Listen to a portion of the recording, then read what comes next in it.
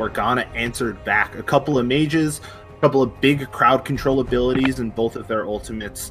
We were talking about, maybe like a couple scrappy games. Those are definitely champions that want to fight. Yeah. No, Morgana bodes well for seeing scrappy games. There's a really big CC tank support meta right now, and Morgana has cropped up as one of the prime counters to that. It's really hard to play something like a Blitzcrank or a Thresh when you can have Black Shield to just deny all of your champion's value. Or a Leona. Yeah, actually, no. It's really good against the Leona. And then we see the Set and Tryndamere banned out. Couple of high damage AD top laners. Yeah, there's been a very AD focused top laner, especially since the Bork changes. A lot of Tryndameres have started putting Bork into their build if they're in those 1v1 type matchups. It's just an incredibly strong item ever since the buffs. So very few tanks being played. I'd say Ornn is probably the only top lane tank that's seeing meta play. A little bit of Maokai here and there, but not really, right? Yeah, Jarvan is going to be the last ban here for the side of Canisius. And as we get into the first set of hovers, Misfortune. Good pick, high priority, incredibly value AD carry, especially with Jarvan banned. Jarvan is a pretty premium counter to Misfortune. She's one of the only AD carries left in the meta right now that has no way of getting over that wall, right? Yeah. Thresh hover right now wouldn't be a bad pick into the Leona. Getting the flay off to stop the Zenith Blade always going to be pretty important. Yeah, and once again, she's really solid into Misfortune. Her move speed makes the hook hard to hit, but if you land it, she doesn't have that safety. She's not a Felios with the chakrams to deal damage at close range, or the red gun, the pistol to heal himself up, right? If you hit Misfortune, she will die. And Caitlyn hovered and locked in, so we know the bot lane out of Canisius right now is going to be Thresh and Caitlyn. Misfortune right now hovered, or locked in as the first pick, so interested to see what is going to be picked up if they choose to pick up a support in this first set of picks. And they picked the Leona. Yeah, Caitlyn's a really interesting champion. I've actually been playing a lot of her recently, and she has this weird duality to her where she's simultaneously a hyper-aggressive lane bully, but also very safe. And it makes her incredibly hard to beat in lane, but it gives her scaling that another lane bully like a Lucian might not have. And especially into the Leona, whose melee, she's going to get abused by the Caitlyn. You can abuse the long attack range, and Leona still can't even easily go in on you. You have the nets, you have the trap, and you have Thresh Lantern, which is such an important tool for dodging Leona ult in these types of matchups. Yeah, another good way to get in is, of course, that Lissandra. You have the Claw, you have the Glacial Tomb, and you basically just have a point-and-click way to say, no, you're not playing this game. Speaking of point-and-click ways to say, no, you're not playing this game, is Malzahar. Ooh, Malzahar is a power pick. Definitely not in the meta, but at this level of play, Malzahar has the potential to dominate. He has the persistent wave clear to really shut down a lane by himself. Unless you can get in to clear out the Voidlings, it's so impossible to push against Malzahar. He's so hard to gank and he's so safe, but he enables his team really well. Almost better than Lissandra. The difference is Malzahar has to have his flash to make those big plays, where Lissandra has more flexibility. Yeah, and we are looking into the second round of bans right now. Ornn from the side of Canisius banned out. Lee Sin from the side of Niagara banned out. Both, I think, are very good bans, as we see that Wukong, who's recently reworked, get taken out. It's insane. The new Wukong rework is so good. I'd almost be mad if I didn't see him banned somewhere here. Last ban coming out, Karthus. Interesting. I would assume that would be Karthus Jungle. Karthus Jungle, yeah. I've had too many games dominated by Karthus Jungle. I have PTSD if that picks him. One of the things that I find interesting about like Karthus Jungle is that I feel like he works really well when you have AD laners, where he's the only source of magic damage. I feel like between him and the Malzahar, it would have gotten like gummed up a little bit, where you just build like Merc Treads and then none of the pen really matters. But we see Graves locked in from the side of Canisius as a jungler. Graves is an interesting jungle pick. He's definitely not in the meta, but he's a very high skill jungler, right? If you're a good jungler who knows how to path properly, you can really abuse your opponent. He has solid, healthy clears. His counter jungling is really good. His ganks are lackluster, but when you have a Thresh and a Malzahar to set you up to make the gank happen, all you need is damage, and Graves definitely provides that. And the last two picks out here from Niagara, you have the Poppy and the Volibear, both of which are, I would say you could technically play both in the jungle. I played a little Poppy jungle, a little bit of Volibear. I would imagine it's the Volibear going into the jungle, the Poppy going top. Looking at the OPGGs, I'm actually pretty sure that it's going to be Volibear top with Blade of the Ruined King. Oh, yeah, that would make sense. And we see the Renekton picked in as the answer. And I will say, you got 1, 2, 3 dashes on the side of Canisius here that the Poppy W, the Steadfast Presence, is going to be able to block. I am curious to see what Keystone Hypno is going to be going on this Poppy. Aftershock is what I would assume, just with the amount of crowd control and the need to be like a frontline tank. The other option I have done is Predator, which is a lot of fun. Okay, so you haven't heard about the Hail of Blades tech right now. There is Hail of Blades Poppy tech going around in EU right now, where it gives you a ton of early power. If you get a gank off where you slam somebody into a wall, you get all 3 auto attacks in while they're stunned in a queue. That's like 75% of somebody's health bar. It's not that great scaling of a rune, but it really, really helps your early game. And one of the other dashing abilities that can also get canceled out is the Volibear. His roar stops dashes, and he does more damage as they're dashing through him. So it's going to be a great way for him to not only set up ganks, as I would imagine the Renekton would be slicing and dicing out if he's trying to get out. But it's also a great way to prevent ganks. The Graves, the Renekton, again, the Caitlyn. I'm pretty sure that Death Sentence also counts as a dash, the second part when you hit the hook. I think I've been stopped by Poppy. I'm not 100% sure, but I would imagine that's how it would work. It would seem like it should be a dash. And then, really importantly, Thresh's Lantern counts as a dash. And there's a lot of outplay potential there for both Volibear and Poppy. And we got about 30 seconds left before we take a quick ad break. Looking at these teams before we get into game, what do you think is going to happen? I think the early game is definitely going to be in Niagara's favor. They have aggressive lanes with Misfortune Leona. Lysandra can roam around, set up kills. Poppy and Volibear need to get the ball rolling to stay relevant, whereas Graves and Malzahar and Caitlyn, to an extent, really like to be safe and farm. Renekton's going to look for early pressure, but on a Volibear, it's going to be hard to find it. So it's on Canisius to scale. All right, we're going to jump to an ad break. We will see you guys in game in a minute and a half. Niagara University is really where I became the more confident version of myself. I always had the drive, but they really showed me the way to get it done. Now, I'm ready to take on law school and the world. When you come to Niagara University, you don't just evolve academically. My transformation here has been huge. I'm serving others now, and it's really helped me see my purpose. Niagara University really helped bring out that side of me. To be a Catholic Jesuit university means we are charged with this education for justice. Students are leaving here with the skill set, the critical thinking, all of these areas which allow them to be flexible leaders. We're told to go out and set the world on fire, and we're given the tools to do that. Expansiveness, adaptability, and depth are hallmarks of the education that you get here. If we do that, we produce graduates that stand apart from anybody else. Bravo team moving to checkpoint. 2 o'clock, 10 feet up the right. Visual 3 o'clock. Sometimes the front lines are in our own backyard.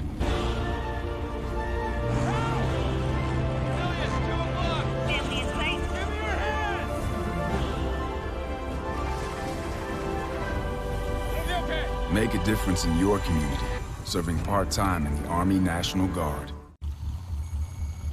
Bravo team moving to checkpoint. 2 o'clock, 10 feet up the right.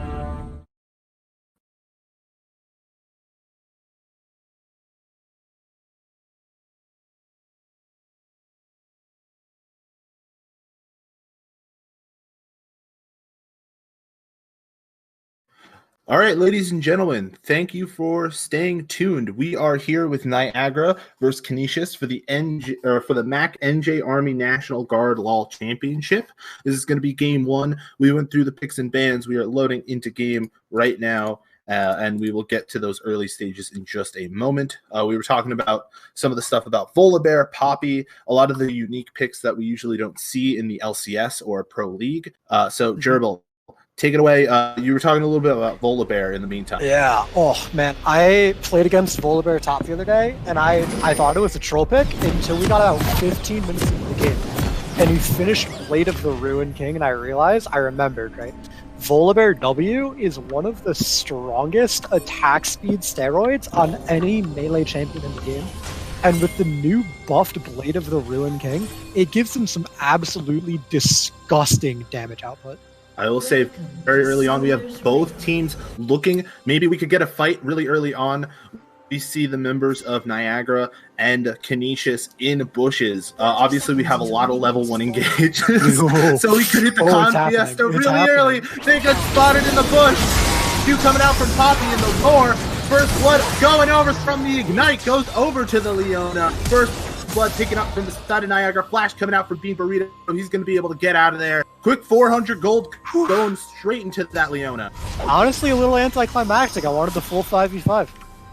There's just the one pick going down. A lot of summoner spells being burnt in the exchange. Lysandra notably missing her Flash. Leona missing Ignite. That's going to be up pretty soon. Caitlyn and Thresh all using Flash is almost more important than the 400 gold kill that went over to the Leona, right? Leona's not going to be able to use that gold that effectively, but now bot lane is going to be a free gank whenever Hypno decides to make it happen. Yeah. No flash on Caitlyn and Thresh leaves them so vulnerable, especially when they want to be shoving lane and abusing the pressure. And one of the things I want to point out really early, as we sort of get into the early set of laning phase, the Keystone Masteries picked up from all of these people. We have the Arcane Comet from Panini's Lysandra, as opposed to the Aftershock, which we generally see. We were talking about Halo Blades Poppy. We have Electrocute Poppy this year. You think you normally take Conquer on Graves? We got a Phase Rush coming in. Phase Rush is in the meta. Yeah, and we are seeing just a lot of normal players. Poppy starting red, going for those drugs. And then Graves doing 3 camps on his blue side, going to take the red. Probably going to be up top first for an early gank, depending on the other camps they take. And as we sort of set into this, we really get the idea of a lot of what these teams are looking for. Obviously, the 400 gold onto Mr. Gambert, the Leona, isn't going to necessarily swing the tides early, but it could be an early pair of boots or an early access to an upgraded boots. Oh yeah, no. Leona getting early boots is actually insane. Her ability to roam is almost unparalleled. Maybe Alistar can compete with it. But once Leona gets those boots and can get out of lane, she can really start to blow. Claw coming in, Flash W from the outside of Panini. Hypno coming in, not going to get the slam against the wall. Daddy Dame getting out with the cleanse, not having to burn his Flash. Saving his own life with that cleanse there. Really smart of him to take it in champs. Like, I didn't even realize he had the cleanse. I didn't even see that, but that's I would say it makes sense. All of the crowd control. Into Lysandra? Yeah, of course. Little bit of a fight up here in the top side. Both top laners having pressed the attack, so they're going to want to trade a little bit. I would say Lieutenant Jitters is probably going to win that as they continue to fight, but we have a gank here in the top side. Bevson coming in, hitting the auto, getting the slow, trying to get as much damage. Going to get flipped under the tower, take a shot, but no summoners wasted as Lieutenant Jitters just walks out of there, gets his passive pop, and we could see a little bit of another brawl. Lieutenant Jitters walked away from that fight with more health than he started with thanks to his passive. It's really crazy. Yeah, and then we see the junglers just go back to their camps. I'm a little bit surprised Bottom Scuttle's been alive for so long. Usually when I play jungle, I either give up the top one or I take the top one. Scuttle contention, I feel, is very important. Hook not going to land from Bean Burrito as we sort of jump across the map here and there. It's really, yeah, Scuttle contention is important, but both junglers opted to clear toward the top side, so we're probably going to see a reset from both sides, and then a Scuttle fight coming up once both junglers get back out onto the map. But it looks like Poppy is going to go straight for it here. Yeah, it looks like also getting from the assist from Panini, sort of getting some wards in, invading that blue side with some help, just to, I guess, secure some stuff. Ward, it's a great ward on the Wolves. As Hypno is just going to be able to take this crab count, a really large wave shoving in top. So CS looks like 18 to 30, but if he gets all this, it's going to be pretty even.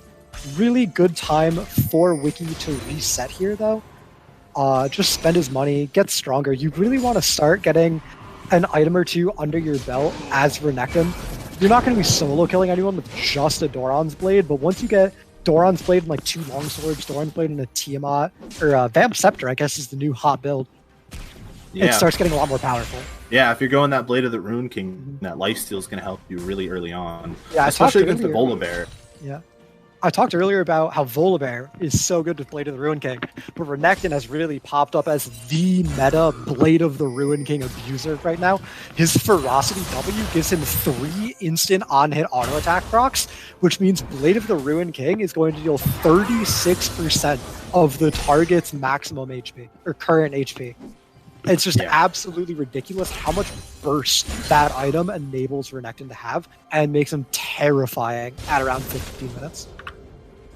And we will eventually hit that timer. As we take a look, we see Graves going for one of those alcove plays. We got Bevson waiting in the wings as it's going to get spotted out. Hypno clearing the ward, but the hook did not land, so there was not an engage. I will say, both of these junglers are tracking each other very well. Obviously, Hypno had that information before as to where Bevson was, and it should be good as to tracking. Obviously, now we see where the Poppy is if we're Canisius, so they know not to go in.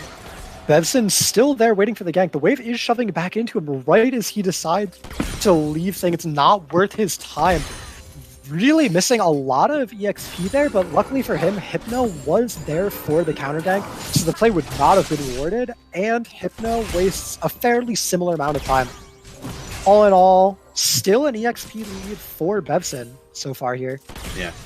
We got a quick back from Lieutenant Jitters, excuse me, getting double blades, getting 2 long swords. I would imagine either building a Blade of the Rune King himself, or maybe going for a Tiamat. Yeah, he's going for, he has the beat. He's going for a Tiamat. A lot of champions take it just for the wave clear and then pivot into the Blade of the Rune King. However, we did see Ravenous Hydra buff, so I wouldn't be shocked if he just chose to complete the Tiamat, as we see a really good Drake coming in for Niagara here.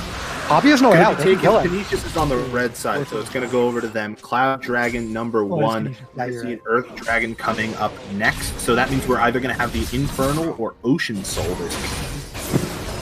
And one of the things that I wanted to talk about was this season, the shift between Dragon and Rift Herald control. We see a lot of teams sort of prioritize one, try and get both if they can. Obviously, the 4 Dragon Soul, very strong, very important.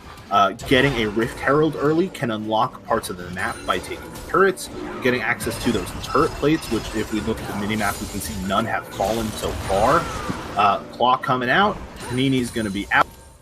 Daddy Dame just getting those Malefic Visions on for a little bit of extra damage. Yeah, I definitely prefer Rift Herald to Dragon right now. It feels like Dragons, if you don't get Soul, Dragons feel like such a waste of time. All the individual buffs are really not that impactful, and I'd rather just trade them for Herald and get that gold, that immediate value onto my carries. However, when you're Canisius College and you take a dragon before 8 minutes, you have the chance to get coming in from Leona. Between the Zenith Blade, the Solar Flare, and the Bullet Time, they pick up a kill onto Cold Blooded, going over into the pockets of Crazy Monkey. That was such what you want Leona for. Yeah.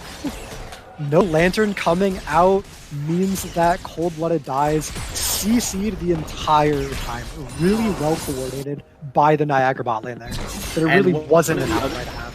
Yeah, with a bit of fight going up top, I don't think either team is really going to pick up a kill unless Bevson says otherwise.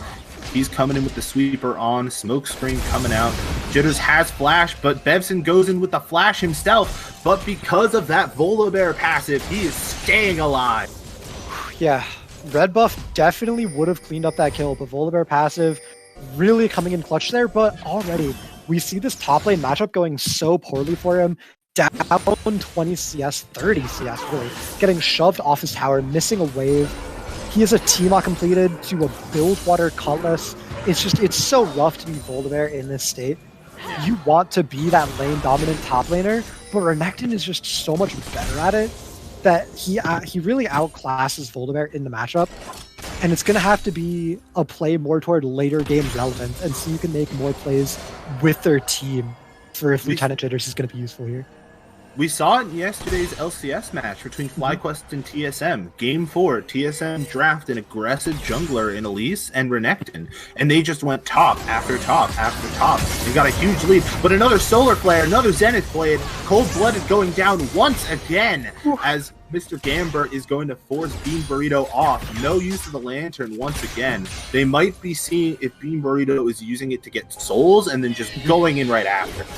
Yeah, fortunately for Canisius here, there is no dragon up to take, no bot side objectives, so they're only going to be losing the kill, but this is what I was talking about in Champ Select. Mr. Gambert has an insane Leona, and I'm sure they've put countless games of scrims into playing this Misfortune Leona lane. They have it perfected, and I can't imagine Canisius has all that much experience playing into the Leona themselves. So it's just catching them so off guard and paying off dividends for Niagara. During that fight, Hypno and Lieutenant Jitters both picked up the Rift Herald. We can see that in Hypno's inventory. So it's not even like Bevson can go back top, gank, and then pick up another objective. So I'm basically expecting for Hypno to go back bot when the cooldowns are back up. Mr. Gambert looks like the Solar Flare is going to be up really soon.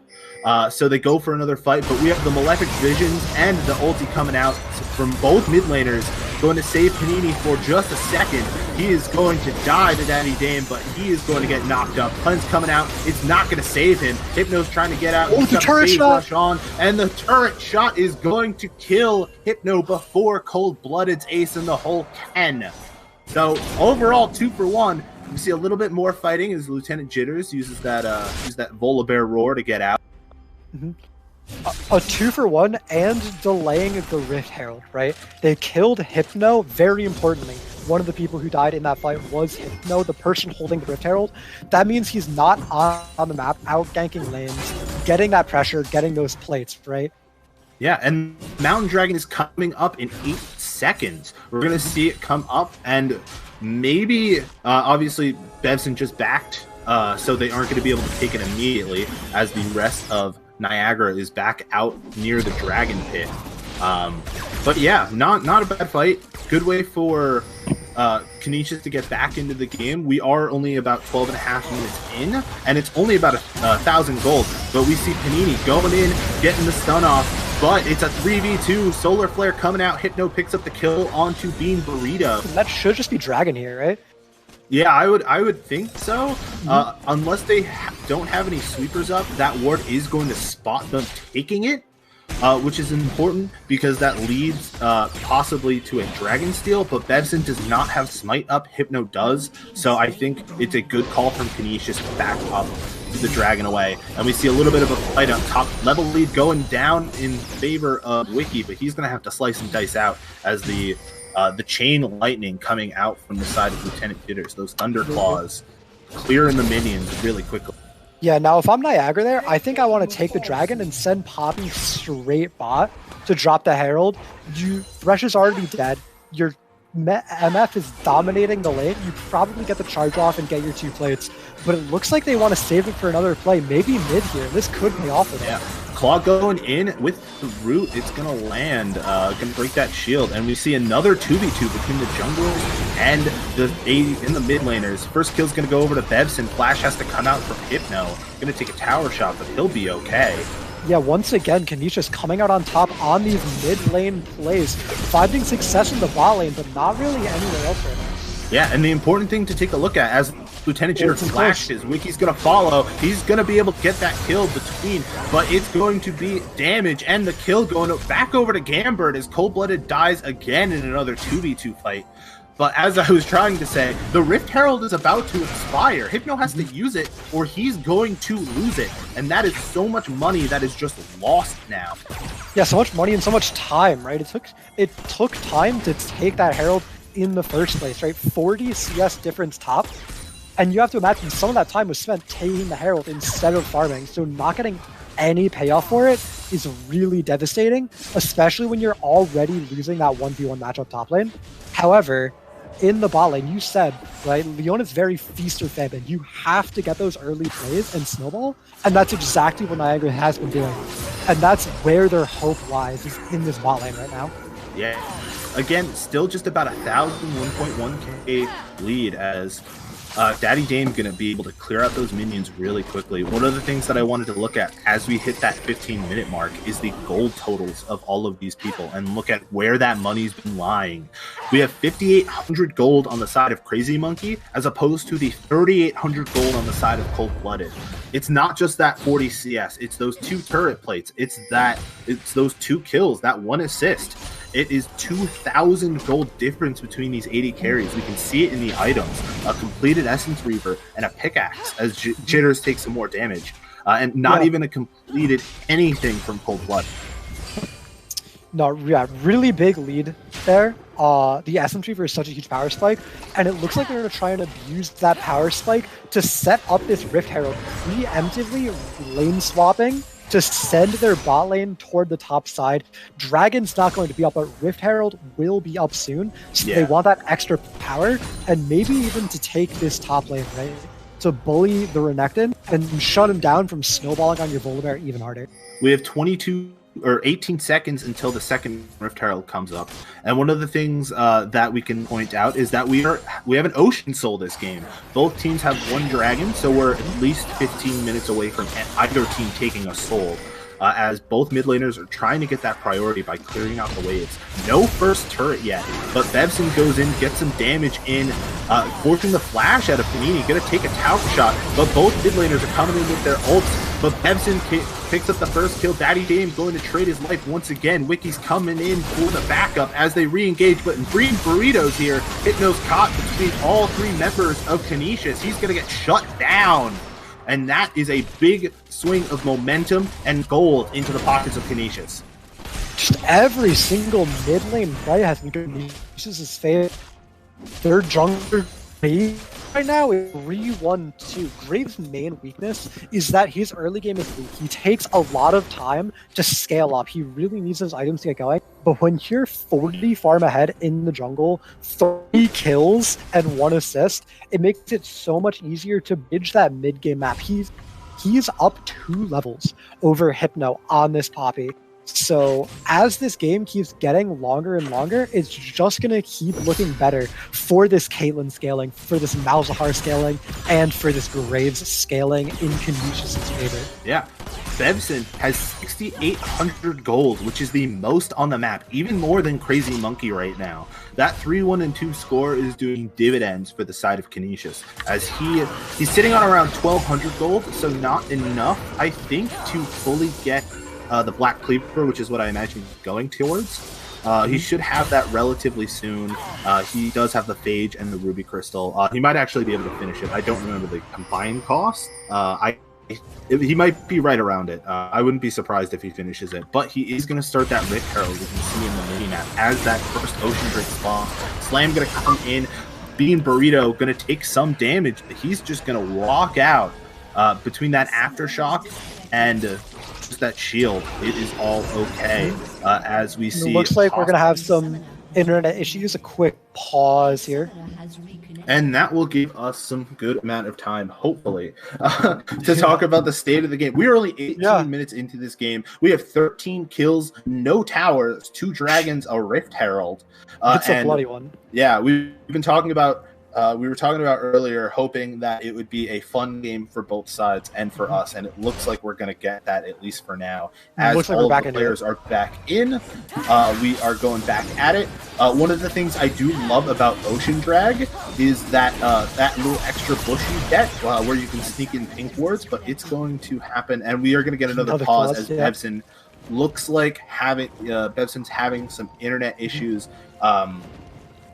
And we can take some more time to talk about the game. Yeah, this is a little bit of a risky dragon, right? Not taking the time to set up the vision, but Thresh is in base, and Bevson on this Graves is on the top side of the map, so it looks like Niagara just can use their game sense to know where the enemy's going to be and get this dragon for pretty much free here. The Valiant's so much stronger. It's really going to be impossible to contest. I think that Niagara caught Bevson, so you can see that ward right near the Rift Herald, that blue ward, I think caught him while he was disconnecting and walking back towards base. So I think that's giving them the agency to start this Ocean Drag. And we are just going to have to see how that comes up. Yeah, it looks like Bevson's having some internet issues. Obviously, with everything that is going on, you know, we got to be patient with everyone. Massive storms. It's going to happen, you know, especially when you're doing these online tournaments. The smallest thing can happen, and it can set people back a few minutes. But let's start looking at this Let's start looking at this game top down, right? We saw the Volibear and the Renekton go heavily in the favor of the Renekton. I actually want to point out that Volibear has gone for the Titanic Hydra here instead of the Blade of the Ruin King, opting to not continue the 1v1 and build for that single target power, going for more of an AoE wave clear build so he can kill minions and then group back up with the rest of his team and contribute there instead. Yeah, and we did see after the death and after falling a little bit behind, there was actually a lane swap between Niagara, where they sent Crazy Monkey and Gambert up top, and they sent Lieutenant Jitters bottom lane to try and salvage some farm, get some money, be relevant in this game. And we've seen Wiki just sort of like pedal to the metal, try and push as much of his lead as he can. And it looks like hopefully we'll be back in relatively soon. It looks like they were resetting some routers. And so we went through the top lane, the jungle. They've both been really active. We've seen a lot of fights, especially around that mid lane. And we can tie that in, obviously, to Panini and Dame. Between the cleanse from Dame, I think getting him out saved his life probably two or three times. Versus the teleport from Panini. And while obviously teleport is a good summoner spell to have, especially if you're looking into an aggressive lane, we haven't really seen a whole lot of like big teleport plays from Panini yet, but we could still see those as we get further into the game. And then we hit the bot lane, which has just been Niagara all the way. By Niagara, really powerful Niagara. Leona's one of those champions where as soon as she gets that first kill onto her AD carry, it's almost instantly over. There's no way to come back and fight the Leona. You just have to play safe, scale, and wait until the team fights where her single target CC won't be as valuable to her, and then you can start trying and fight back. But she dominates the lane phase if she gets rolling. This is when you're hoping that the Leona just keeps picking on the Caitlyn, so that way Bevson's Graves can just start cleaning up the damage. Yeah. Because you're only going to be able to click one person. But then again, Panini is also going to be able to click one person. There's a lot of point-and-click crowd control from the side of Niagara. And still a lot of point-and-click control coming out from the side of Canisius. Obviously, this dragon is in mid-take. We are still in the pause right now. But as we get to those later stages of the game, of the Barons, the Dragon Souls, possibly even the Elder Dragon, how do you expect these teams to sort of arrange their fights? Are they looking for the pick? Are they looking for the 5-on-5, like classic front-to-back fight? What do you think we're looking at here? Oh, I think both teams have to look for a pick, right? Neither team has that big team fighting cooldown that you're really looking for, except for the bullet time from Crazy Monkey. The problem is bullet time is an ability that requires setup. You can't just bullet time a fight and expect to win it. You need some CC like Jarvan's Pit to lock everybody into it and get that massive success. Otherwise, you just get dove on or they just leave it. And then afterward, you're going to be less useful than a Caitlyn in the fight. So it has to be a pick. You have Poppy, Volibear, Lysandra, Leona for Niagara side, and you have Renekton, Malzahar, Thresh for Canisius' side. There's so much powerful single target pick-oriented crowd control, and then the enemy team doesn't have the tools to engage the 4v5 and fight back. So once the team fights start setting up around these big objectives coming up, like Baron in a few minutes, like the third or the fourth dragons, like the big tower fights, it's going to be a really big battle of posturing and waiting for the perfect opportunity to kill one or two people and then zone the rest of the enemy team off. And if they try and fight back, you destroy them.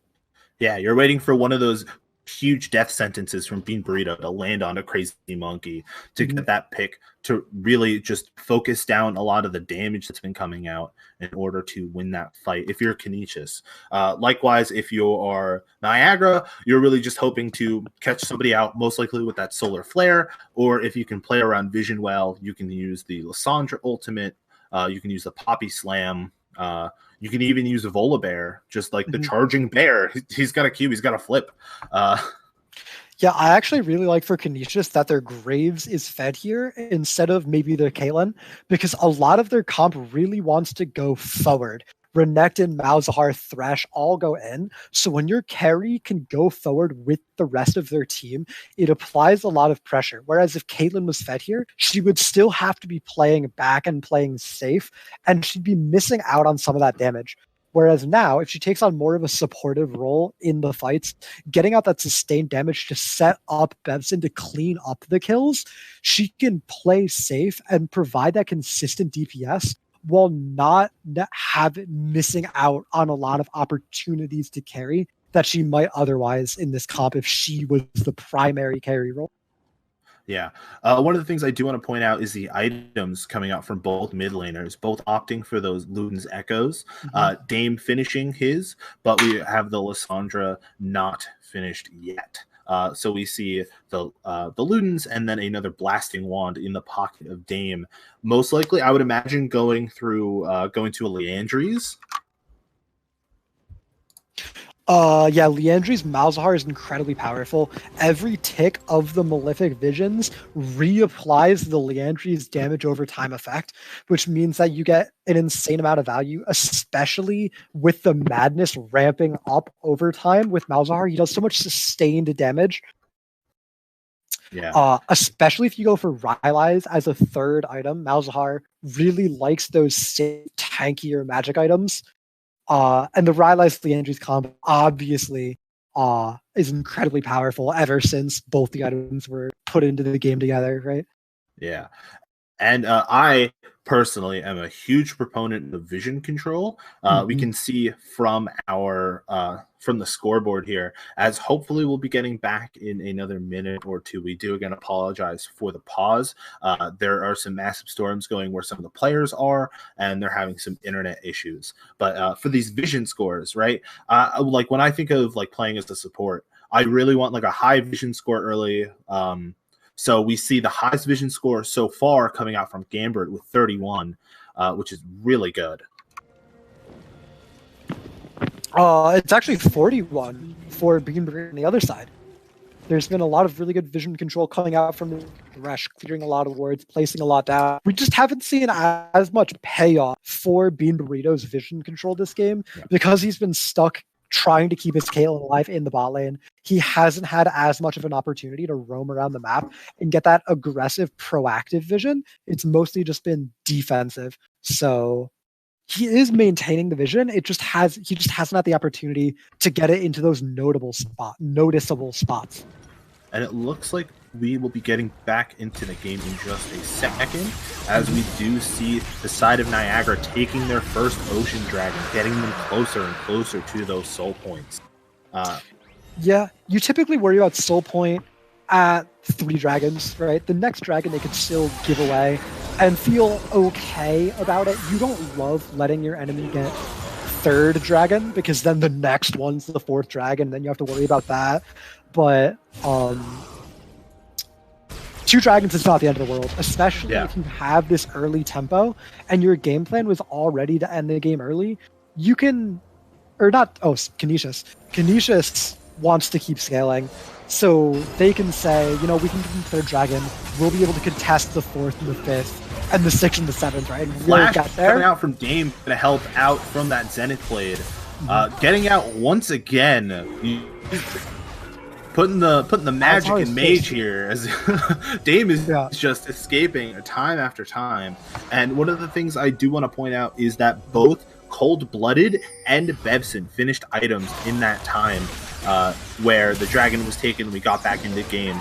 Black Cleaver done for Bevson and the Storm Razor done for Cold-Blooded. Means that they at least they have more power in their, Blue going over to Panini.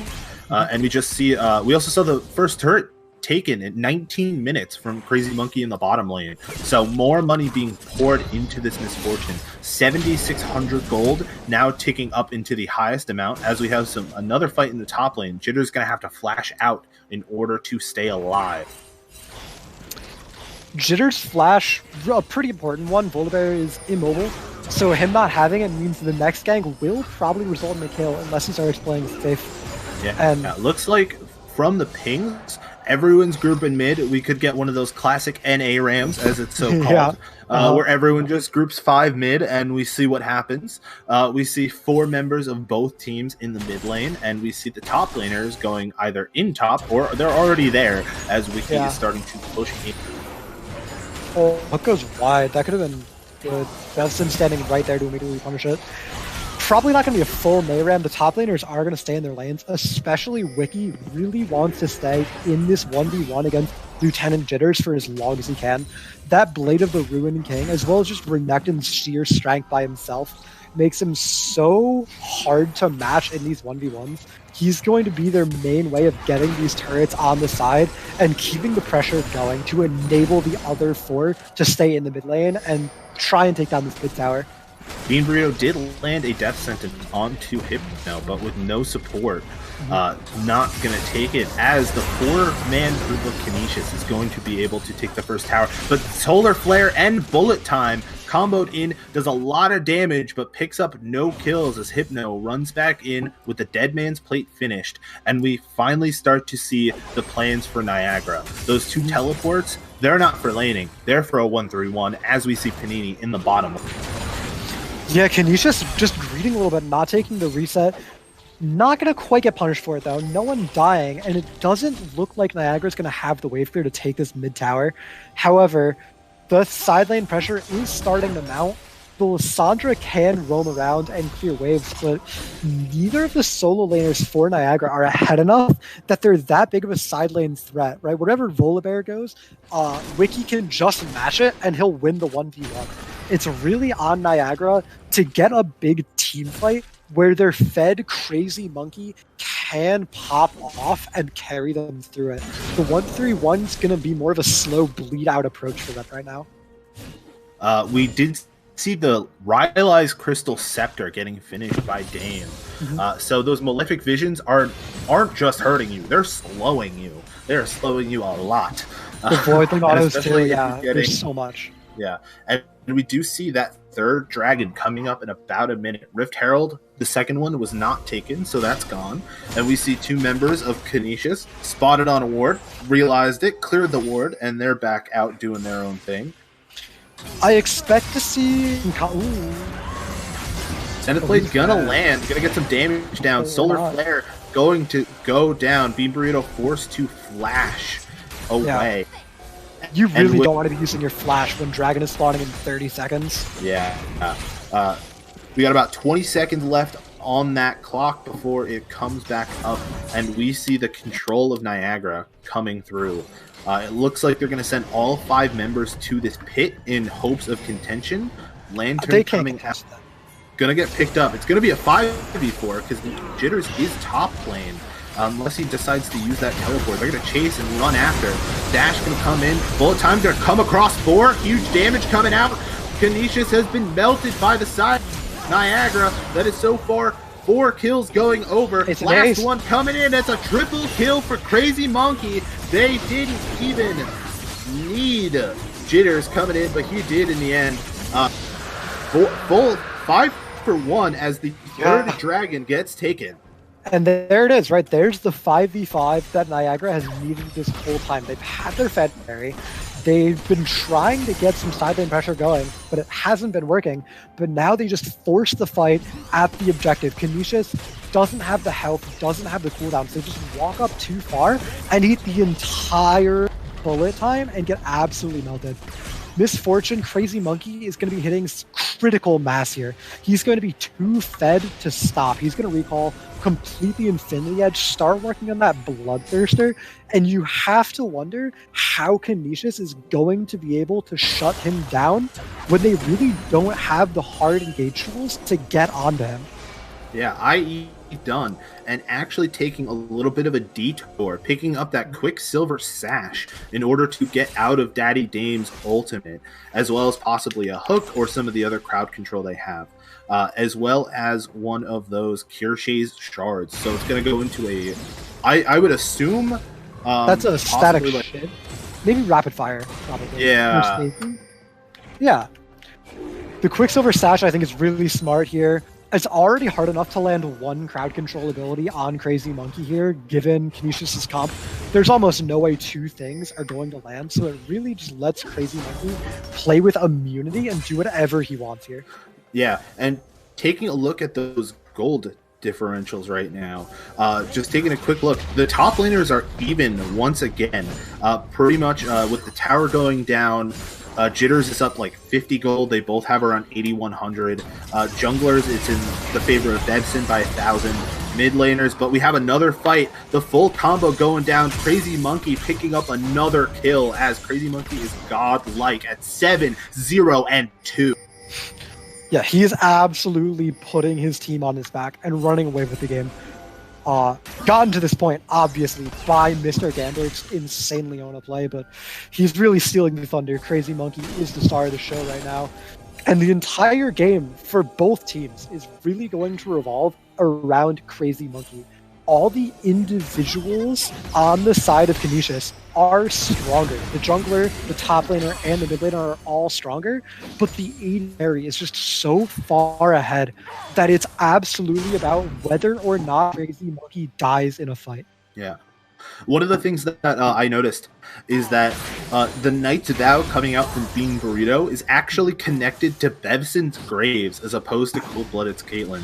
Oh, I think I think Caitlyn, Cold-Blooded, just trying to get some CS, but we see another Solar Flare coming in. Bevson's going to be able to use that dash to get out.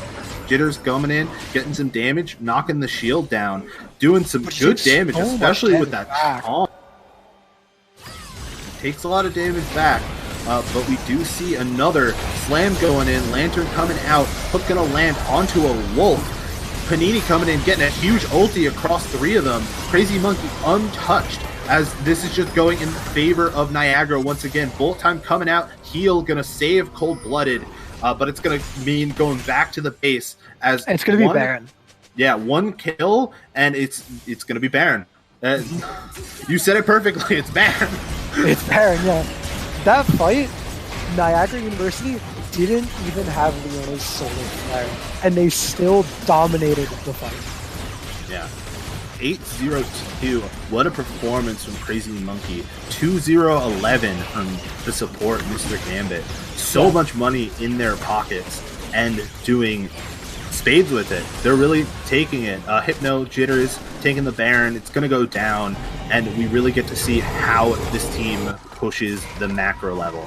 Usually when I have Baron, or how I think Baron should work, is that you're trying to take a lot of the like fringe towers. We do see that Soul Point Dragon in 45 seconds, so I wouldn't be surprised, as it looks like they're heading the mid lane, the bottom lane, set up vision control, get that Ocean Soul, and then close the game out from there. Yeah, the Baron is huge here. There are 3 remaining outer towers, all 3 of which should fall over the course of this Baron buff. They can just send whoever they want, wherever they want, have the minions take the towers for them, while the rest of the team pressures 4v5. This Dragon spawning in 20 seconds is going to be Soul and Ocean Soul, nonetheless. Probably the best Soul of the 3. Especially considering the fact that Canisius has itemized no grievous wounds thus far, means that basically every champion on Niagara's side is going to be walking around with a mini Mundo ult if they're able to secure this dragon. But Canisius is able to get some aggressive positioning here. Hook not going to land. Hypno goes back in. Solar Flare coming out. A lot of damage on the Beam Burrito. Keeper's Verdict gets sent in. The Renekton tries to flash and dash in, but he is going down as Crazy Monkey going to pick up another kill. You see the damage get traded more. Panini picks up one. The members of Canisius are so low. It's a double kill to the Volibear. Bevson's going to have to flash out as the Thunderclaws come down, and Ocean Soul goes over to Niagara. Yeah, it's going to be Ocean Soul. They're going to run it down mid. It's going to be at least an inhibitor. They already have Volibear working on pushing up bot lane. It could be 2 inhibitors here. Leona deciding to reset, but the entire rest of the team just running down mid, going to get whatever they can in this 5v1 scenario. 20 seconds remain on the important death timers for Canisius College. Yeah, we see 2 in the mid lane is going to take that inhib as Bevson chooses to defend that bottom inner turret, which is going to go down, I would say. It's going to go down anyway, yeah. The inhib is going to be going down. Crazy Monkey trying to not give up. Yeah, try not to give up as much money as possible. They did pick up that inner turret with the minions before, and they're going to pick up another one in this top lane as they group around Crazy Monkey. And then we see Jitters again in the bot side. Probably going to pick up that turret at some point. Like, the Baron minions are really strong. Oh, yeah. It's just a matter of time. Yeah. It looks like the Baron buff's going to wear off within, I would say, the next 30 seconds. They got everything they need with it. Yeah. Open up the base a little bit, pick up as much of the leftover non-base towers as you can, and then use the next Baron or use that Elder Dragon to really just pick a fight, close out the game. Because what we saw in that last fight, Wiki, which you said earlier, great 1v1, but once it starts getting like 5v5, one slice in, he had to dice out and flash and still ended up dying in that team fight. Yeah, this Renekton just doesn't have the survivability, and even though he was able to win his 1v1 for a little bit, he wasn't able to get those solo kills and convert that pressure into domination, and Renekton is going to start to fall off in a way that Volibear won't. Volibear can act a lot better as just a utility tank for his team, whereas Renekton has to be a threat and has to be getting that value, and he just wasn't quite able to find it this game. Yeah, Jitters just gets to be a meat sponge, basically, because Cold-Blooded only at 1 item, even though Bevson's at 3. The Dead Man's Plate is enough armor, I feel, that it's going to hold him out for at least a couple seconds. Dame working on that Leandries as a 3rd item. Panini maybe caught out. I don't think going to land. Going to take it. Flay coming out, and that's going to be the Glacial Tomb as Hypno runs in. It's going to get the damage alongside Gambler. Hook gonna land. It's a double kill over to Crazy Monkey. 11, 0, and 5 as just the rapid fire cannon gets done. Another item, throw it into the pile of the damage that this Misfortune is able to do. It really doesn't matter what items Misfortune has here. At this point, she's just does so much damage, it's ridiculous. They're gonna take the inhibitor here. They're gonna rotate top lane, catch that big wave, take another tower. They're already pinging it. Yeah. It's just a matter of time. It's not about how Niagara ends the game anymore. It's about when they end the game, right? Yeah. I would say this is really clean macro play. They're not overstepping their boundaries. They're not diving double turrets. They're trying to play as methodically as they can to close this out because they want to win. Like, this is a 3-game series. Winning the first game puts you on so much momentum because if you take the second one, you're in the next round, which is what all of these teams are competing for. They want to win. They want to take they want to go next round and then go to the finals and then win it all. And clean play like this is something that's going to get you that. Yeah, it really puts on the pressure to have to make the comeback. It's not a situation you want to be in where you're already behind, you lost game 1 pretty roughly, and then you have to make game 2 happen. It's such a good position for Niagara to be in to have that mental advantage. Burrito trying to get some vision, not going to work out for him in the end as he is going to die.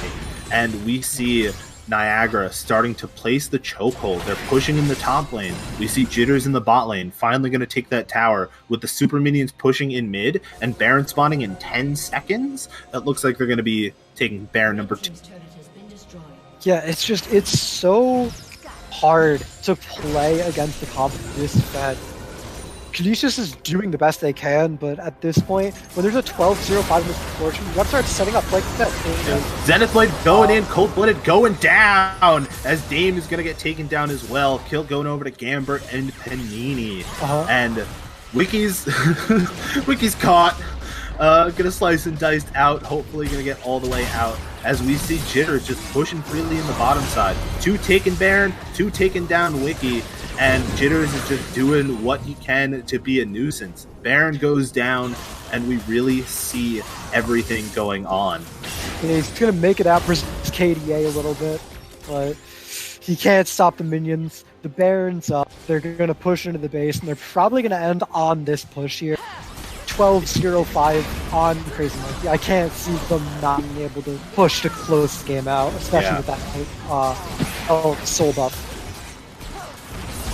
And with the hook going on to Hypno not really meaning much, we see 2 items from Cold-Blooded and the money for a 4th from Crazy Monkey, but just trying to finish this game. Gambert gonna chase the Graves outside of the base, 3 inhibs down. There's really no coming back from this. Just trying to get what you can, see if they can pad the stats a little bit, as you had said. Game 1 going in the favor for Niagara, and we're really going to need to take a look at for Canisius what they want in Game 2. I imagine the Leona band's coming out. We see the Nexus going down slowly as maybe they're overstepping a little bit, trying to get some money back into their pockets. But Panini picking up another kill right as the Nexus ends. 36 minutes, Game 1. Yeah. Really, really clean game for Niagara. As soon as they were able to have team fights start, they absolutely popped off. They got in condition, fed in the early game, and they play around it perfectly in the mid game, and they ended cleanly. Really well done from them.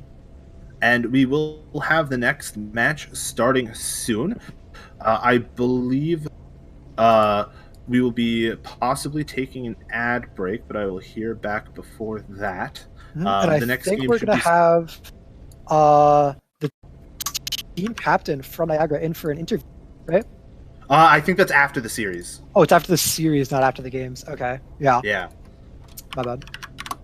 And we will be with the second game shortly. But yeah, let's talk a little bit about what these teams are really looking for in this second game. I would imagine Niagara's looking for something similar, as they are going to be, the teams are going to be switching sides. So we'll have Niagara on the red, Canisius on the blue. And that's going to set up a whole new set of things in terms of like pick brand strategy. Now that Canisius is on the blue side, they don't have to worry about like what's going to get first picked, and we're going to see what's going to happen.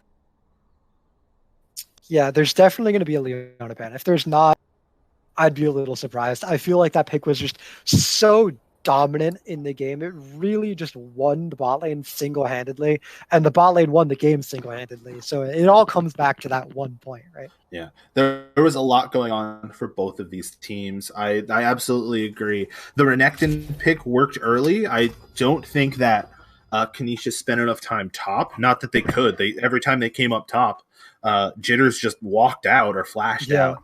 It was Jitters played it safe, and he played it how the lane should be played. Renekton's early aggressive really early, and if you know that, then you can just play safe really early. I think he only died once in lane.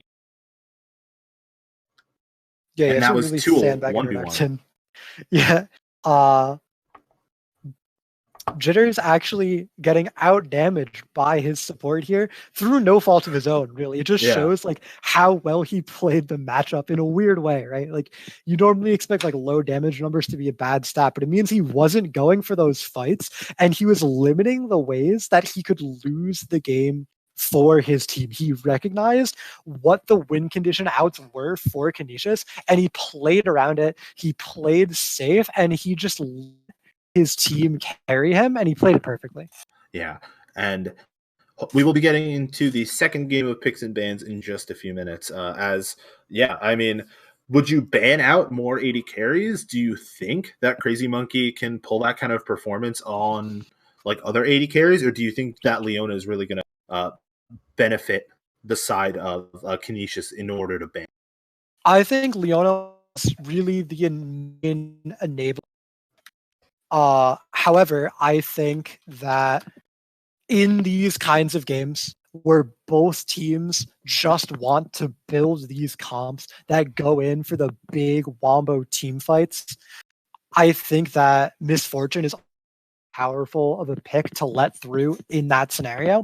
So I could definitely see a Misfortune ban coming down in addition to the Leona, just because you don't want to let the enemy have these really easy ways to turn team fights on their heads single-handedly. That could also be the first pick coming out, because I believe that was the first pick in the first game.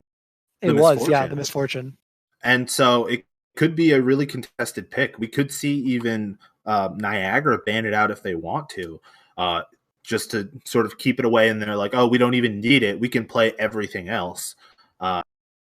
Meanwhile, I would say if we're flipping it with Canisius on the blue side this game, in terms of first picks, what are you looking at in terms of them being able to properly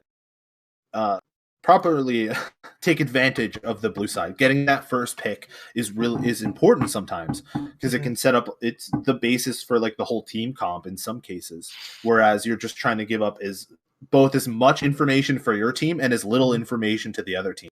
I'd really love to see a big team fight champion coming out for them. Something like Ornn, something like Set, something where you just press R and the fight immediately changes and looks different.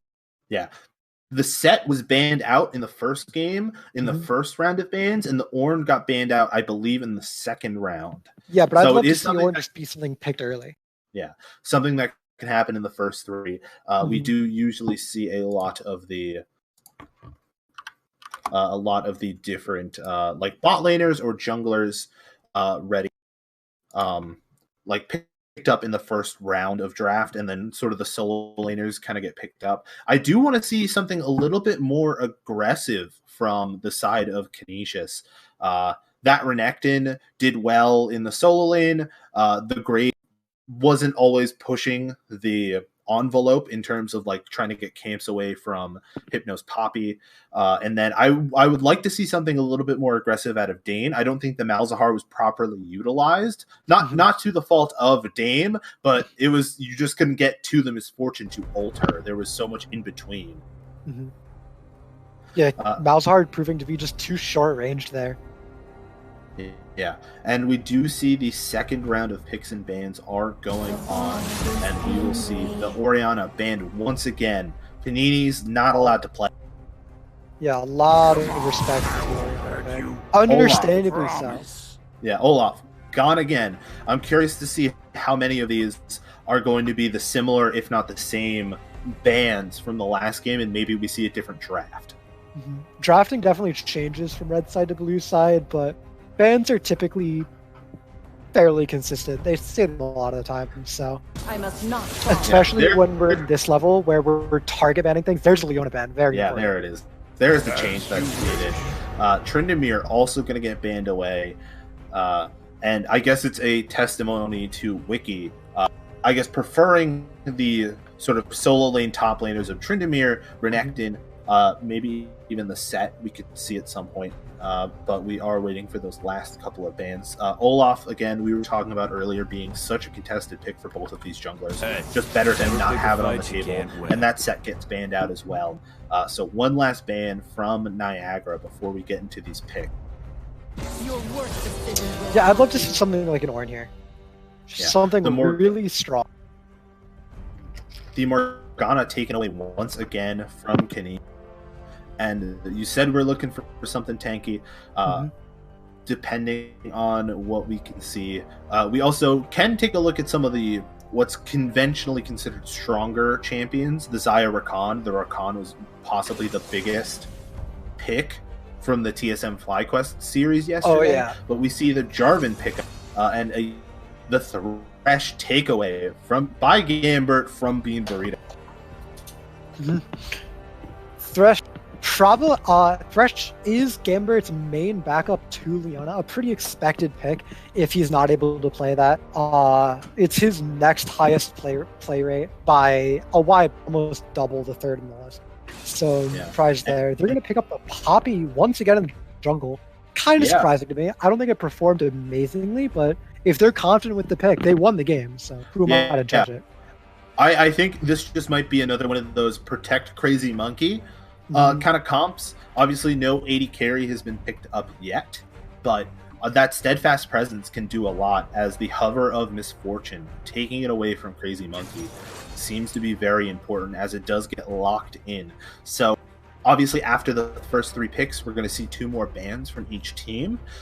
Do you think they're going to pick something aggressive that can deal with the Thresh, or do you think that they're going to pick something a little bit more supportive to try and get cold-blooded through a laning phase for one? I think you got to pick something aggressive with the Misfortune. She needs to win early. She needs to get the ball rolling, just like we saw in the last game, right? Like, we've seen what happens when you pick these aggressive laners with Misfortune and you get started like that. So it's really important to have something like this Nautilus. I like this Nautilus pick a lot with the Misfortune.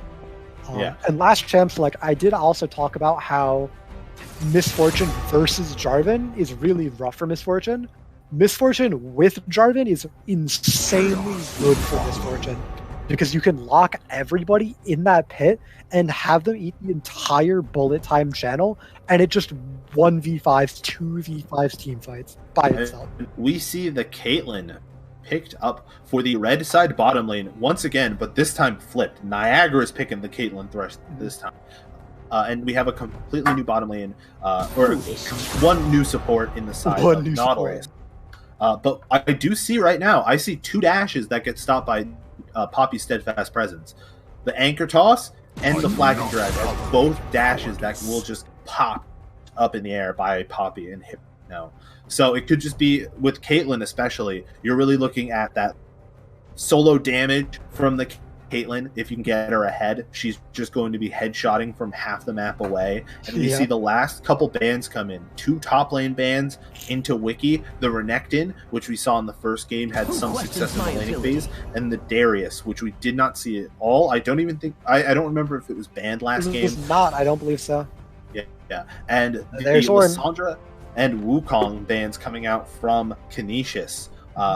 Again, I believe mirroring their last set of bans in the first game, aside from Melisandre. And Ornn, you said, that's a great engage tool. Call of the Forge God is so big, and Ornn can soak up so much damage. And then those Ornn upgraded items, the Molten Edge is just going to set Crazy Monkey another 1,000 gold ahead, as Maokai is going to get picked up in Tender. So top lane went from, some fighting to, I would assume, no fighting, or just a wet noodle fight. You might be surprised at how much fighting Ornn likes to do. We'll see. But especially if he takes grasp. I do think that we're gonna need to see a really high damage mid laner picked up for Panini here. Caitlyn being your only source of damage can feel really, really inconsistent a lot of the time. So something like an Azir, a Cassiopeia would all be really great picks, and there's Azir. It helps round out the comp and make sure the enemy can't just buy a bunch of armor and invalidate your damage and outscale you. And we see that Azir locked in. And I do want to say that the Veigar got locked in for Daddy Dame. So a couple of high power mid laners, as Daddy Dame's just going to scale infinitely with AP. Those Veigar ultimates, the Event Horizons, going to do so much damage later on, especially to like half health targets. And we get a look at the teams for the first chance we can. Again, engage supports. Nautilus Thresh. 80 carries that need a frontline. Caitlyn Misfortune. These, I would say, are a little bit more impactful mid laners later in the game than earlier in the game. So Azir, Veigar, they're going to be doing some damage a little bit later with some big abilities. Poppy, Jarvan, and then I would assume the Ornn and Maokai are the front lines for both teams. A little bit of lockdown, get those 80 carries some space in order to free fight. I really like Niagara's comp better objectively, but I think it's going to be harder to execute on. You need to really time your Ornn engages properly with Caitlyn and Azir to follow up on the damage, whereas it's a lot easier to play the team fights for Canisius. all you need is to get somebody in the baby cage and misfortunal, right? Nautilus ult somebody in misfortunal. There's so many more easy enablers on the side of Canisius, but I think the overall power level for them is lower. So it's going to be a very interesting balance of execution versus power coming out for these two teams as we get toward these 25, 30-minute fights. One of the things that I want to see, because I feel like most people forget that it's an interaction. Orin's E, his Searing Charge, can break through player-made material, which includes Jarvan's Cataclysm. So if possibly the Jarvan Cataclysms onto Crazy Monkey's Caitlyn, a Searing Charge could get her out if she doesn't have Flash. Along with, obviously, the net, the Lantern, there seems to be a lot going on here. But yeah, between Veigar's Baby Cage and Jarvan's Cataclysm, it could affect the tides of the game. We will be jumping into a 90-second ad break before we jump into this game. Please stick around. Let us know what you're thinking online, and we will see you guys when the game starts in about 90 seconds. Niagara University is really where I became the more confident version of myself. I always had the drive, but they really showed me the way to get it done. Now, I'm ready to take on law school and the world. When you come to Niagara University, you don't just evolve academically. My transformation here has been huge. I'm serving others now, and it's really helped me see my purpose. Niagara University really helped bring out that side of me. To be a Catholic Jesuit university means we are charged with this education for justice. Students are leaving here with the skill set, the critical thinking, all of these areas which allow them to be flexible leaders. We're told to go out and set the world on fire, and we're given the tools to do that. Expansiveness, adaptability, and depth are hallmarks of the education that you get here. If we do that, we produce graduates that stand apart from anybody else. Bravo team moving to checkpoint. 2 o'clock, 10 feet up the right. Visual 3 o'clock. Sometimes the front lines are in our own backyard.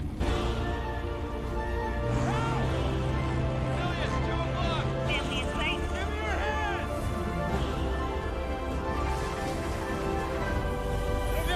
Make a difference in your community, serving part-time in the Army National Guard. All right, and we are back. We have Canisius versus Niagara. Game 2, Canisius on the blue side, Niagara on the red.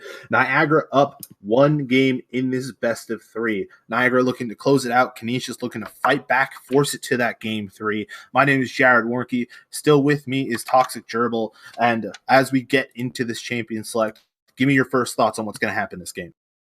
This game's going to be very mid and bot sided. Once again, we see Panini. Oh, actually, not once again, I guess. Last time it was Daddy Dame with the cleanse, right? Yeah. This time it's Panini's turn to take the cleanse. Really The important full against swap. really important against the Veigar baby cage here. Notably, it is the Electrocute Azir instead of the Lethal Tempo. That's going to cut down his team fight power, but it's going to be a big boost in his laning phase. Yeah, and we also see the Electrocute coming out from Daddy Dame's Veigar. Instead of the Glacial, Yeah.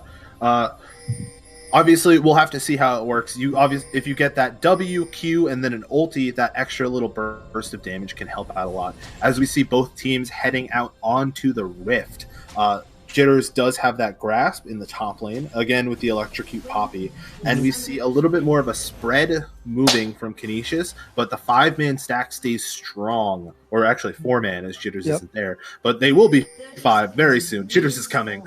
Very important to note that there is Guardian on this Nautilus instead of Aftershock, so he himself is going to be a lot less durable than you might expect. But he does going to have a little bit of extra protection for his AD carry. So we'll have to see how valuable that ends up being. If you take a look at Mr. Gambert, he started the hook, the death sentence already, sort of expecting to get that early play off. And you see a little bit of vision getting dropped in that top quadrant of the map, that northern quadrant, as it looks like both junglers will be starting their blue side, or I'm sorry, their bottom side. Bevson doing his research, getting the early word down, recalling, and then picking up a sweeper. Pretty high-level strat. Really easy to implement, but you don't see a lot. So it's good to see that he has the heads-up knowledge to do that. It gives you really great early vision. He'll be able to track when Hypno is on those chickens, on that red buff, and it'll really help his lanes out. Yeah, and we see the first buffs get taken. Bot laners going down. We are back at the beginning of the game. And obviously we are going to have to see how these lanes break out. You were saying Ornn loves to fight, and he has the best win for it, as the first hook is going to land on a cold-blooded. Not a great way to start your lane after last game. Yeah, you might be thinking cold-blooded's probably playing with a little something to prove right now, so you don't like to see the laning phase start like that, but there's still plenty of time to make it up. MF Nautilus is an incredibly volatile lane. If one good hook lands, it can just mean a kill, especially once you start getting toward level 6 for them. Yeah, we see Bean Burrito with that Guardian, so he wants to be nearby Cold-Blooded, as opposed to that Aftershock, which is going to give you all of those defensive stats. You're getting just that flat shield. Hypno, we see clearing buff to Krug's top side to get his level 3, and we see Bevan, who's only level 2. Jarvan, one of the good junglers for a level 2 gank, invading here a little bit. We could see a fight in the top side if he sniffs out the Krug. Yeah, the level 1 ward I think saw Hypno going toward the red buff, so it looks like Bevson is just going to steal the chickens. He knows that Hypno skipped over them, and it's just going to be a solid little bit of EXP stolen away out of the enemy team's jungle here for basically no cost. Yeah, 4 can't clear. Good hook. Bevson, yeah, hook gonna land. Play not going to. Shield gonna come out from Bean Burrito. He's gonna be okay as they start picking up their support gold and try and get to those ward thresholds at 500 and 1,000 gold. Obviously, the support items this year, there's 4 of them, but basically 2 of them. We see both kinds as another hook lands. Gamber heat-seeking missile as some more damage gets thrown out. Make it rain, gonna slow him, but no kills coming out. Gambert's probably feeling really good, really loose. Oh, every hook's been hitting, but they have been hitting on this tankier Nautilus. We see he's still at full health, only popping 1 potion. Actually, all potions gone for Mr. Gamber. Means that there's going to be a little bit of a health advantage, at least in terms of the supports, for Canisius College here. The shield's just putting in so much work for Bean Burrito on the Nautilus. Yeah, and one of the big things about Ornn is that stay ability in the top lane. He's going to be able to build items in lane as he finishes them, as he just built a Ruby Crystal, as you can see right now. And so far, no ganks, 4 minutes in, not too bad. As we see these top laners noodling each other a little bit. Could be big here. First gank coming in, Panini, and a little bit of fight on the bot side. Gonna have to flash and use that soldier dash. And the clutch. Both summoners gonna get spended by Panini in order to stay alive. Damage coming out top lane. The Searing Charge gonna knock up Wiki, but with that biscuit, he's gonna be okay. And now we see Panini really, really vulnerable to a regank here. He's shoved under his tower, but if that wave ever goes back out, it's going to be incredibly hard to farm safely, especially with Jarvan in the jungle, such a premium ganker. Hypno and Bevan Hypno found Bevan as they go in. Hypno going down pretty low, not going to burn anything. But Bevson using that flag and drag to get the upper hand onto Hypno, forcing that steadfast presence really early on in that fight. And he's going to go making it bullying him too. He's going to force him off this chicken, steal it a second time. Going to start building up a solid EXP lead for himself here. Yeah, Hypno at around 150 health. Gonna have to back up. Doesn't want to give up that first blood too early. Doesn't want to expend a flash. Gonna have to go somewhere else to get his money. As we see the aggression that we were looking for out of the side of Canisius. You know, them rolling over and just saying, all right, well, we can't do this, we can't do that. We're just gonna have to roll with it. They're taking the initiative this game, and they're taking it in the mid lane, which we saw last game as well, but to a little bit more success. Panini going to have access to the ultimate flash, flag, and drag. Bevins is underneath the tower. He is not going to go down, except he does. Daddy Dame picking up the first blood in the last second of the fight. Panini played that as cleanly as possible, getting the ult onto the Bevson, shoving him under tower, but he's just not quite able to get that last little bit of damage to get the trade kill, and he does fall in the end. Just too much easy, instant, guaranteed damage coming out from Veigar and Jarvan. Yeah, especially when you consider both the summoner spells were down. Daddy Dame didn't even care about hitting the cage. It was just like, I need you in the cage. I don't need you to get stunned by it. I just need you to know you can't leave. Yeah, that's what I said earlier, right? About the first gank gets the summoners. It's the second gank that gets you the kill, and that's exactly what Canisius did. Getting an early lead here, very important. Their bot lane going completely even. And if you remember from last game, the bot lane was the only problem point. Their top and mid and jungle all were individually winning. It was just the bot lane was too much to handle. Yeah. So keeping the bot lane even right now bodes incredibly well for Canisius. I would say at this point last game, Cold Blooded was like 0-2, just getting completely slammed by Gambert's Leona. And we do see getting slammed. Invade 2 levels going in. Steadfast Presence going to come out along with the flash. The blue buff gonna get taken, and we see Burrito coming in for the Hypno with the last second save of his blue buff. The unfortunate thing is that it doesn't go over to Panini for that additional cooldown, but it at least doesn't go into the hands of Bevson. Yeah. Hypno able to get the smite, but still, it must feel so bad. He's just getting bullied out of his jungle so hard. He's missed both of his chickens. He almost missed his blue. It really feels like Bevson can go wherever he wants. He owns both halves of the jungle right now. Bevson and Dame are in this jungle with Hypno. He doesn't have flash this time. Gonna get cataclysmed in. The Steadfast Presence means nothing as Bevson picks up that kill onto Hypno, and we're maybe starting to see some of the struggles of this Poppy jungle. Not as fast as some of the mainstay junglers of like the Jarvan, the Olaf, which was banned. Even like the Graves, I would say, was doing a really good job farming. Yeah, the main weakness is Poppy jungle is her clear speed is really low. She makes up for it in having pretty solid early ganks, a lot of lane pressure potential from her, but we haven't seen Hypno able to get out to the lanes to make the ganks happen, so he's just fallen behind in both of these games so far. Yeah. Cage coming out, a little bit of damage, no electrocute proc, but one of the things I wanted to point out is with Veigar, as he gets kills, as he CS's with his Q, and as he gets damage off with his abilities onto enemy champions, he's going to be getting steadily more and more magic damage, magic power, getting in that AP, and he is going to hurt at some point. Obviously, getting that kill, getting the first blood, that extra 400 gold is going to mean a lot, but that's pretty much all the lead he has right now over Panini. So hopefully with maybe another gank from Bevson once his cooldowns are up, Panini has both of his summoners, but we are going to have to see where that works as we see Hypno coming around the bot side, maybe looking for another early dragon. Yeah, Veigar, a little bit of a counterintuitive champion. More mid-game than late game, even though he has that infinite scaling, there hits a point, right, where your full combo is going to have to cut you off as the jungler is bot side coming in. That's going to be a stop on to the Nautilus. Beam Burrito going to get hooked for the turn. No access to the flash, and the ultimate's coming out.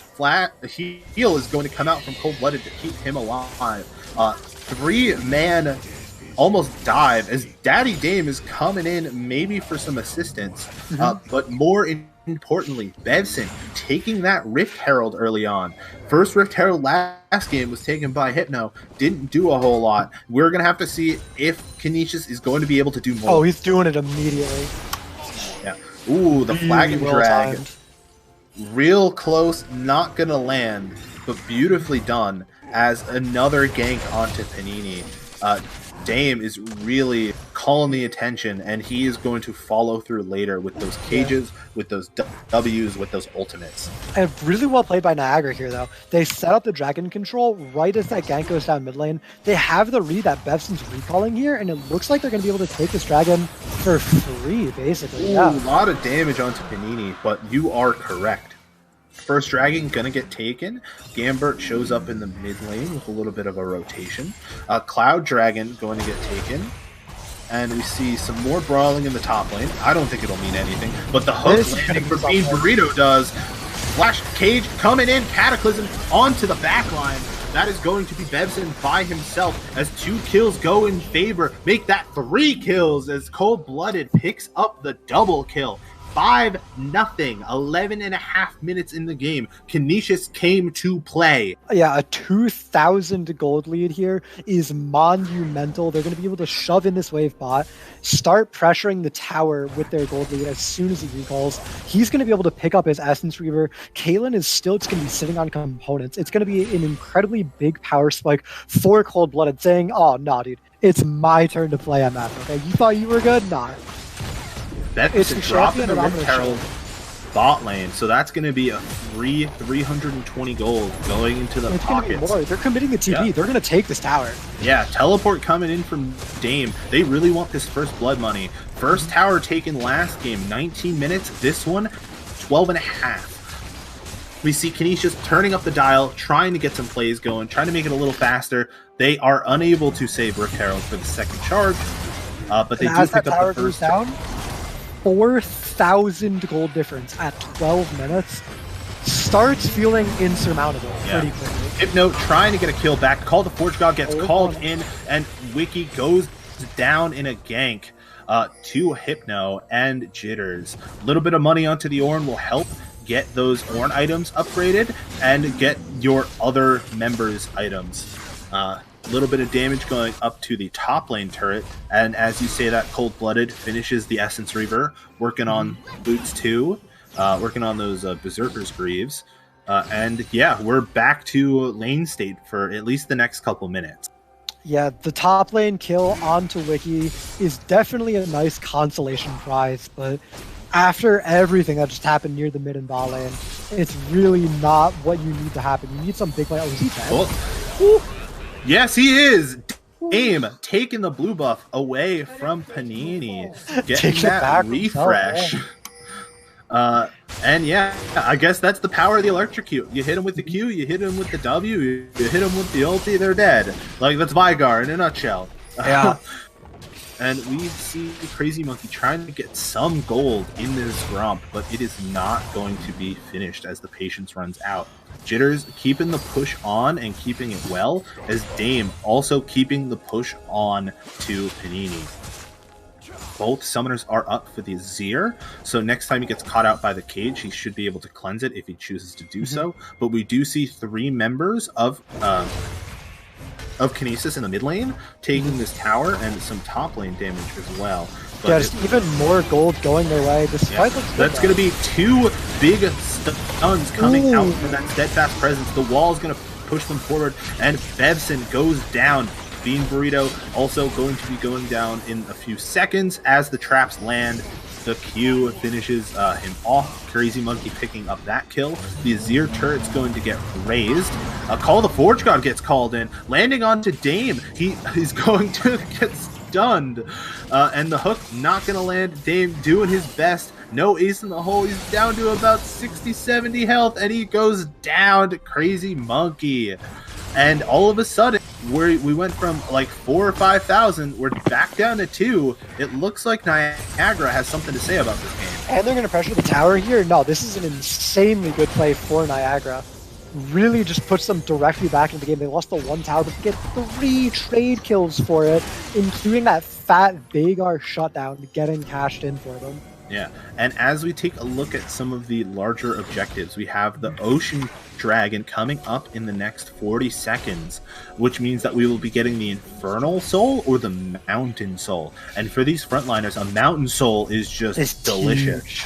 And the second Rift Herald will be up in about 30 seconds as well. So both of those objectives are going to be on at around the same time, as it looks like Canisius is pushing in to get some vision, but Niagara's going to enter they're gonna back. get caught out. Yeah, it's Bean Burrito getting caught out. The play and the hook, but it looks like they're walking forward, and then they got to walk out. Wiki is here. Jitters is also here. Wiki trapped in the pit. No flash. Going to drop down to Nature's Grasp. Going to get stunned up against the wall. Hook trapped. Panini picks up the kill. Meanwhile, Jitters hasn't taken any damage, but that's a two-man cage coming out. Cold-blooded picking up a kill. Going to be on a killing spree. Panini is out of mana, and he goes in. He goes down. Crazy Monkey going to be able to pick up the kill. The hook into the Cataclysm comes in. Jitters going to try and get some damage off, but he goes down as well. And all of a sudden, Ace in the hole going to get blocked by Dame. That is going to be the Ocean Dragon going into the hands of Canisius. That looked so good for Niagara, but they overextended just a little bit, and Canisius pounced on it. An incredible cage from Daddy Dame, saving the fight, setting up the initial double kill that let them run down the last 2 kills there was so important. And we see now some it's 1-to-1 on dragons. Yeah, and now we see the Earth Dragon. We got the Earth Soul coming in. So both teams are so tanky too. Yeah, the Horn, the Poppy, the Maokai, the Jarvan, the Nautilus, the Thresh. They are all going to benefit so much from that Mountain Soul. And then that shield is going to help Cold-Blooded and Dame or Panini and Crazy Monkey stay alive in some of these team fights. Even a 200 or 300 health shield is monumental in a team fight. And you see another... Tanks, yeah, some more damage coming out. Hypno and Bevson going to trade. Cage going to come out, hit no one. As we see about the teams... tanks, though, Bevson, right, is going for this Conqueror Warrior Black Cleaver build instead of a tankier Cinder Hulk Stoneplate type build. So he isn't going to benefit from the resistances as much as the person. But he does go in. Cataclysm going to land, but the Lantern's going to get Hypno out. He clicks that. I don't know how. I would not have been able to click that, but that's why I'm on this side. Well, right. That's going to be second Rift Herald is getting started from the side of Canisius. As they mid tower already down for Niagara, so this Herald, they get it here, which they do well. It's probably just going to go straight toward this top, open map, even for themselves. Yeah, and then you can start really looking towards that bot side for those second, third, and fourth dragons. So it looks like they might just immediately drop it top. Some pings are coming out from Niagara in order to defend it, but I think it's a little bit too late. Minions are going to get cleared. There's the Rift Herald drop. They're going to be able to pick up that tower. Maybe another one if they can get the charge off onto the inner turret. That's going to be Keeper's Verdict and the Slam. So Bevson is tanking the turret right now, but it goes down. The Horn and the Nature's Grasp come in as Jitters is going to get rooted, Cold-Blooded, Unstoppable, 5-0 and 3. As Rift Herald is still alive, Cage comes out, Hypno taking all the damage. He gets taken down. Flash W, it's going to follow. Shurima Shuffle going to get sent nowhere as the second kill comes in for Daddy Dame. That is another turret for Canisius. And the bot lane of Niagara is stuck in the bottom lane. They've got another wave coming in. They can get the inhibitor turret here. Maybe even the inhib. Five strong for Canisius. The second wave of minions coming in, taking down that backdoor bonus. A 20-minute inhibitor for the side of Canisius is monumental this early in the game. It's going to be so much pressure, and who kills the super minions? Your Kaelin, your Azir, whoever's killing the minions isn't in the fight. And when you're already so strapped for damage, it's going to become pretty impossible to win fights with only one damage source here. So it's just going to get harder and harder for Niagara to fight back, as Canisius is going to start running away with the objective. Mountain Dragon in 2 minutes, Baron on the map, right? They're going to go back, spend their money, and really start running away with things. Yeah, Gambert trying to get some vision back into their jungle. That is insane to get a 20-minute inhib with this, like, relatively close of a game. 6K at around 20 minutes now. But we just see a huge difference from the side of Canisius. Cold-blooded, he's allowed to play the game, and he's holding true. He's coming back, and he's happy about being 5-0-4.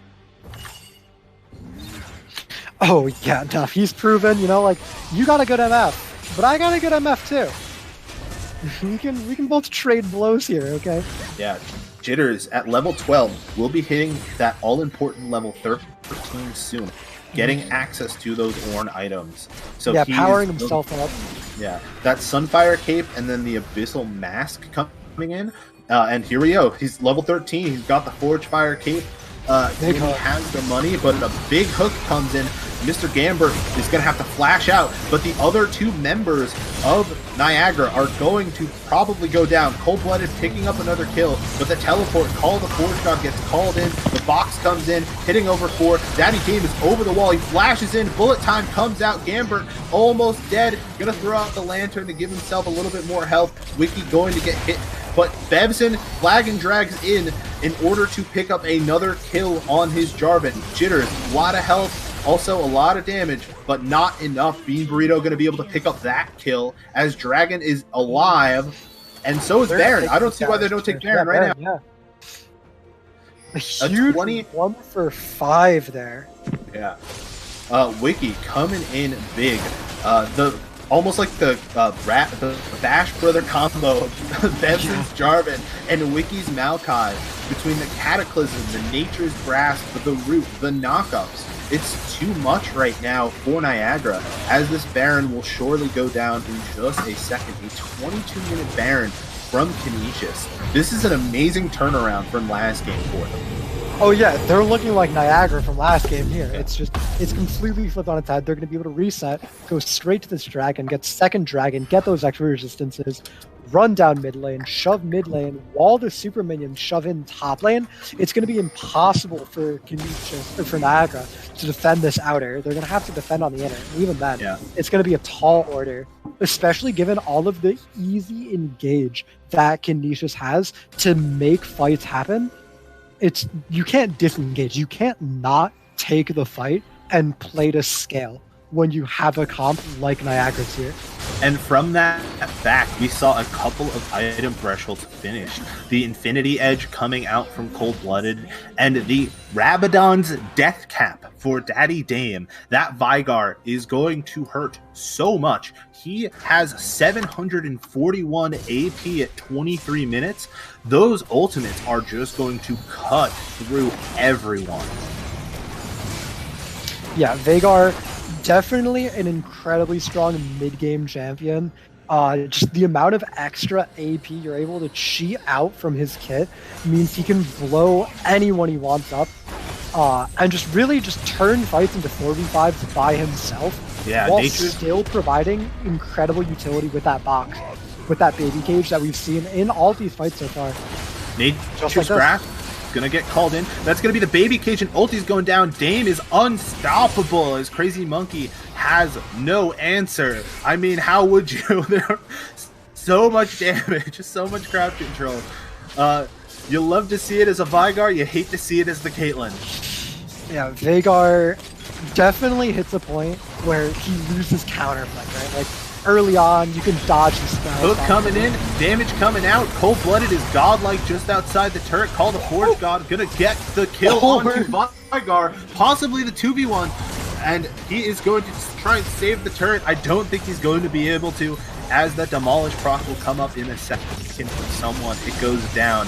Bevson, very low. They're going to be able to pick up another kill onto Hypno, as Gambert hunted down Cold-Blooded for the kill. It's a 2v3. Conqueror is up on Bevson, as they are trying to take some of the damage up as Crazy Monkey comes in. Gambert going to slow them down with that Zeke's Harbinger.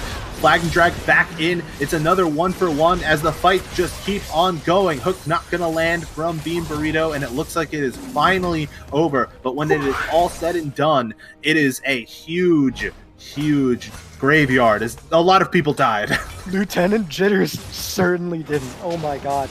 He got like 3 E's off. He was tanking for so long, and it stalled for Crazy Monkey to get into the fight and clean up some kills toward the end there after getting picked off at the start. They keep the inhibitor alive, incredibly importantly. Dragon not up for another 2 minutes and 30 seconds, though, means that there's going to be plenty of time for Canisius College to respawn, regroup, and try and take those inhibitors to set their pressure back up for these objectives. Baron is gone off of the side of Canisius, and we do see some of these Ornn items coming in. The Molten Edge has been given to Crazy Monkey. The Infinity Edge has been upgraded, as well as Jitter's 2 items of his own, the Forge Fire Cape and the Infernal Mask, as we start to see that extra Ornn item money coming in.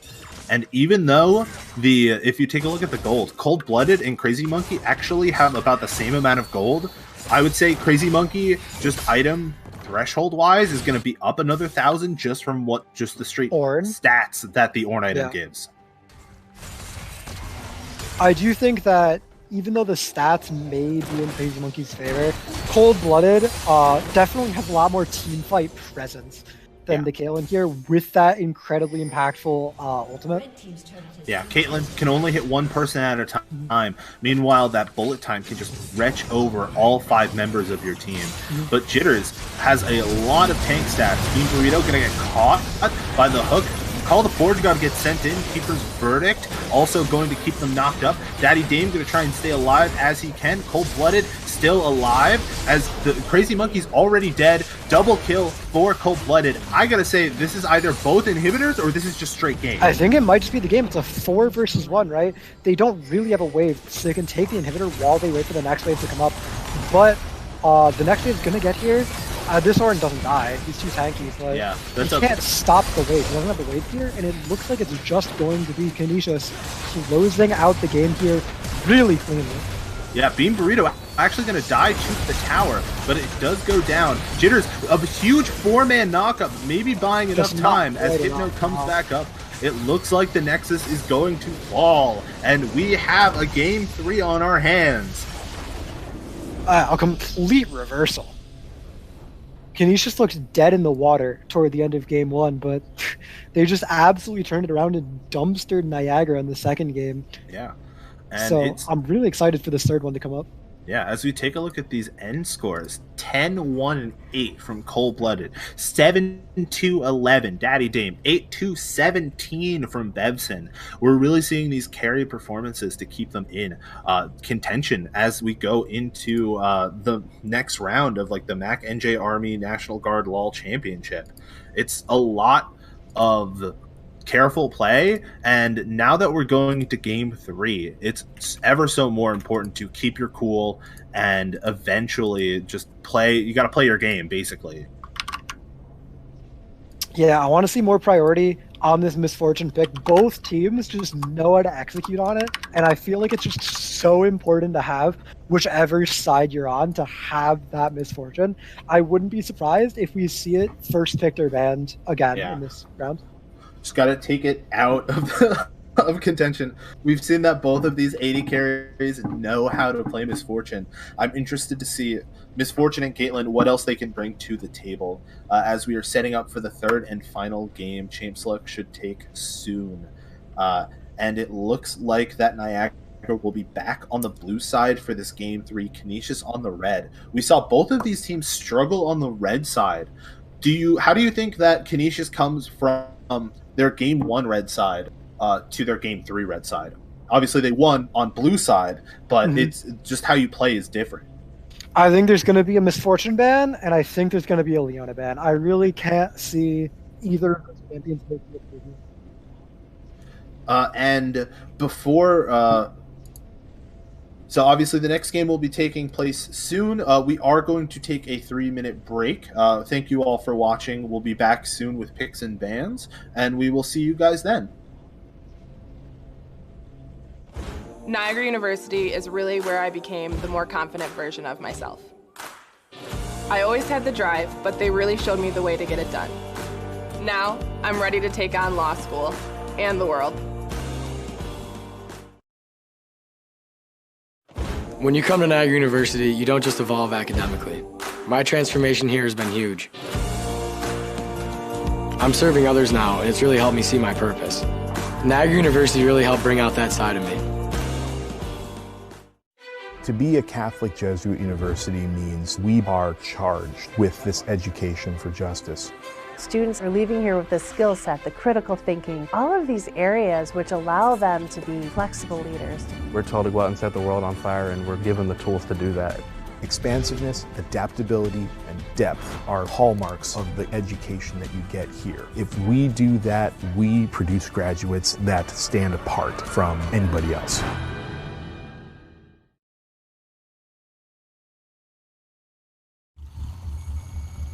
Bravo team moving to checkpoint.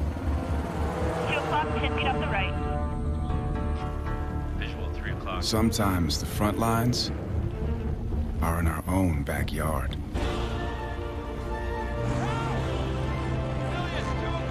Family in sight.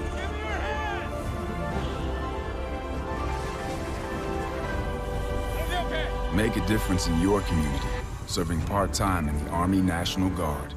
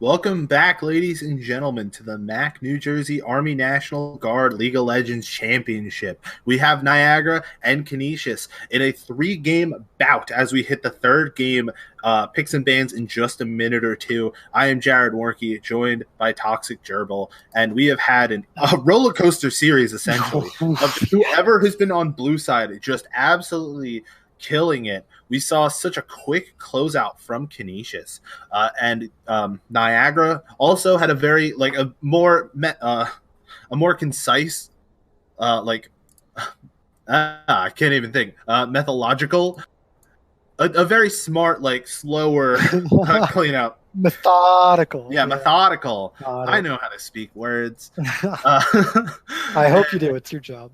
Yeah, and we will be jumping in just a minute. And we were talking about before the Misfortune and Leona being so important for Niagara, and the Misfortune being so important for both teams right now. As we jump back into Champion Select, Niagara finishing out on the blue side, Canisius finishing out on the red side. And I'm curious to see what changes between the last 2 games. Yeah, I feel like the main change should just be to not have Misfortune in this game. If you're Canisius, it feels like a must-win. In the last game, even, we saw Caitlyn, right? We saw Crazy Monkey popping off being the most fed person on his team on that Caitlyn pick, it looks like Niagara really plays through their bot side. So denying that misfortune, denying that huge power pick really helps swing the big game back into Canisius' favor. And even if they don't have it themselves, just mitigating the risk of Niagara getting it feels really important, especially since they first picked it game 1. We see the Morgana coming out. That's been series consistent. The Leona takeaway from Gambert. We saw it not as effective on the Thresh as the Leona, so we'll have to see if he goes back to that Thresh, sort of the second comfort pick. Jarvan getting banned again. We saw Bevson doing so well on that pick, making a lot of plays, especially around the mid laner, Daddy Dame. And Set gonna get banned out again. Olaf getting banned out again. We're not seeing them in this series at all. And the last ban, what do they send it towards? This Orianna that they've been banning out? Or do they spend it on the Misfortune? I hope it's the Misfortune. I think it might be the Orianna, though. Interestingly, you said that Thresh was an important pick for... Yeah, there's the Orianna. It's going to be Misfortune here for sure. Now, I think that it's pretty important for Canisius to take the Thresh for themselves and deny Gambert that backup comfort pick, but it looks like they're going to take the Nautilus here. So yeah, hovering it's probably going right to be MF now. Thresh. Yeah, and we will have to see how that works. Do you think that Cold-Blooded would go back onto the Caitlyn, or do you think that they're going to pick something else? I think that he can't go back onto the Caitlyn. Yeah, it's something with a little bit more like AoE agency. Yeah. I could see like maybe Varus. Varus is really good, especially with the new lethality, or I guess not new, but like recycled lethality poke build that people are running. It comes in and out of favor, and right now it's really a hot pick. But they're going to pick up the Ornn for themselves. Incredibly powerful. Yeah, it's a lot of beef. Yeah. Well, we saw it out of Jitters the last game, and he did really well. He was sort of the highlight for Niagara of I don't know if you looked, but Jitters on Ornn topped damage, not just for his team, for the game. Wow. Jitters did the most damage playing Ornn. I mean, I would imagine a lot of that was in laning phase against the Maokai. I don't know. He was in 1v4 hitting all of them for a lot That's of also game. true. And we see Panini going back to that Lissandra and the Thresh pickup from Gambert, as you had said, as that fallback pick. And I'd we love have to see a Varus here. And Ezreal here could be good, but then you'll be lacking on damage. The Varus would leave you lacking on damage a little bit too. That is the problem with Ornn and Nautilus, is you lack the consistent DPS to finish off those kills in teamfights, but we could see something like a Veigar or an Azir picked up for them to close it out. Or a Jhin is Jhin. going to be the answer, though. Yeah. Really trying to clutch out that damage. Yeah. Those fourth shots are going to do... Jhins. Yeah. That fourth shot going to do a lot of damage right now onto the members of Niagara that have been picked. Misfortune, Lissandra, Thresh, not going to get, like, Thresh is going to get relatively tanky, but not as tanky as an Ornn or a Nautilus would. That Poppy being banned out. We see that shift in picks allows the shift in bans, as we aren't going to be seeing some of the more aggressive junglers out of Bevson. The Lee Sin gets banned once again. Poppy's getting banned out of Hypno. So we're going to have to see what the junglers have in the tank. And it might open up some larger, some more like percent health carries out of Jitters, as they aren't really spending a whole lot of bans top lane outside of that set. And as the last ban for Canisius sets in, it is going to be that Wukong. That seems like, I believe Canisius banned it out all 3 games. And Karthus, a high tempo, a lot of damage coming out. Karthus would actually be an amazing last pick for Canisius here, so I think that Karthus ban's really smart. And we will have to see what else gets picked. I wouldn't want like a Sejuani. I definitely think that... I want damage. I would see Gragas would be good. Gragas, I was gonna say, I like the Gragas a lot. Yeah. I was going to say maybe the Graves again for a little bit more DPS, and just some more up close brawling, and the Dr. Mundo coming out for Jitters. Very, very interesting. We got tank top lanes in again. We are waiting on the jungle pick for Hypno. Played Poppy 2 games in a row. It's been banned out. We're going to have to see what gets picked in the end. I would think maybe another tank or an Elise.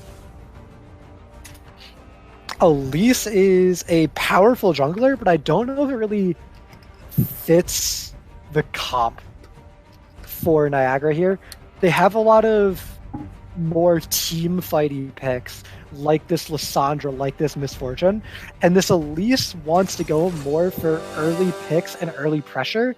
And you can make the argument, right, that the Elise can get the bot lanes or the mid lane snowballing and then transfer that into team fight power. But I'd rather have something like this Gragas, like an Olaf, or like a Sejuani that would have more actual individual team fight power. Yeah.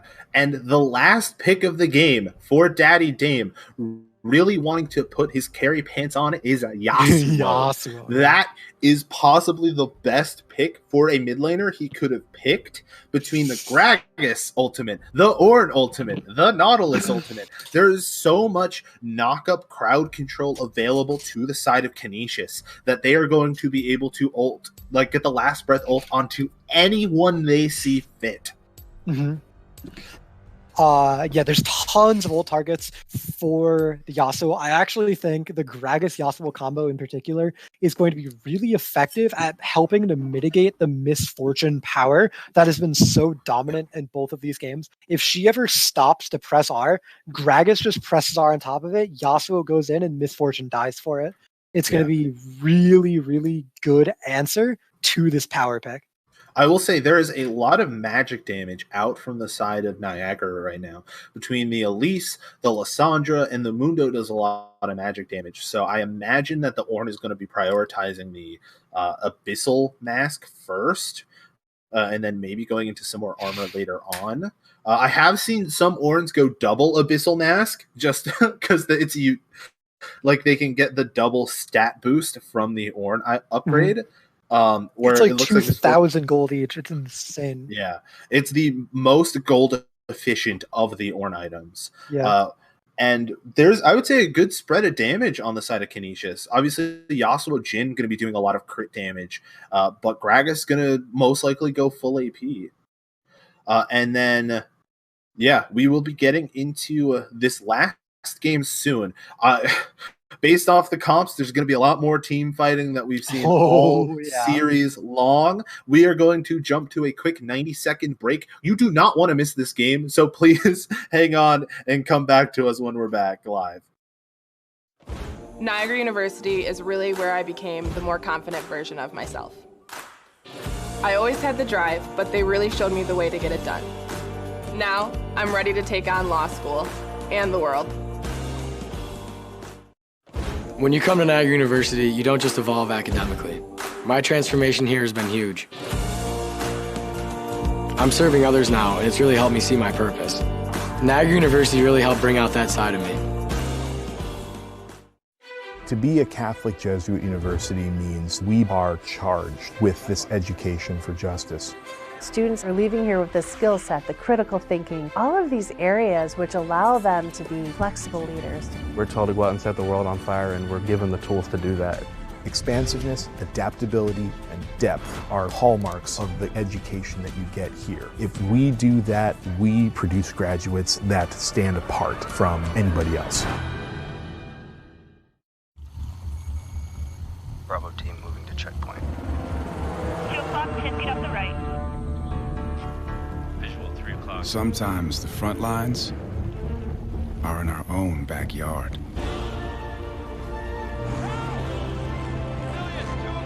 Family in sight.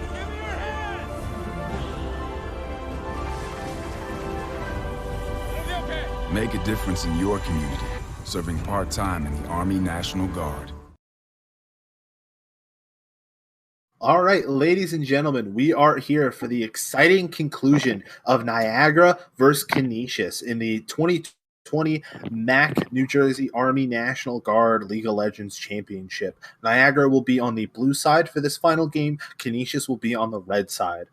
My name is Jared Warnke once again, and with me through the entire evening has been Toxic Gerbil, and this has been such an amazing series to watch and to cast.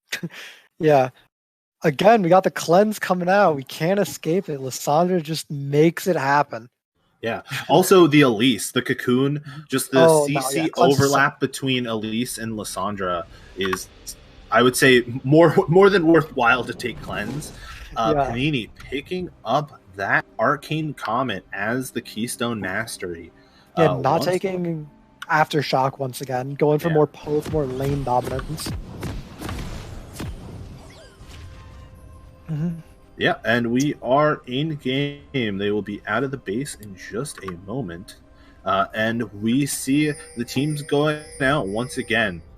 This is reminiscent of the first game where Canisius was on the red side. There was a big 5-man kerfuffle, and the first blood was taken in the bot lane by Gambert.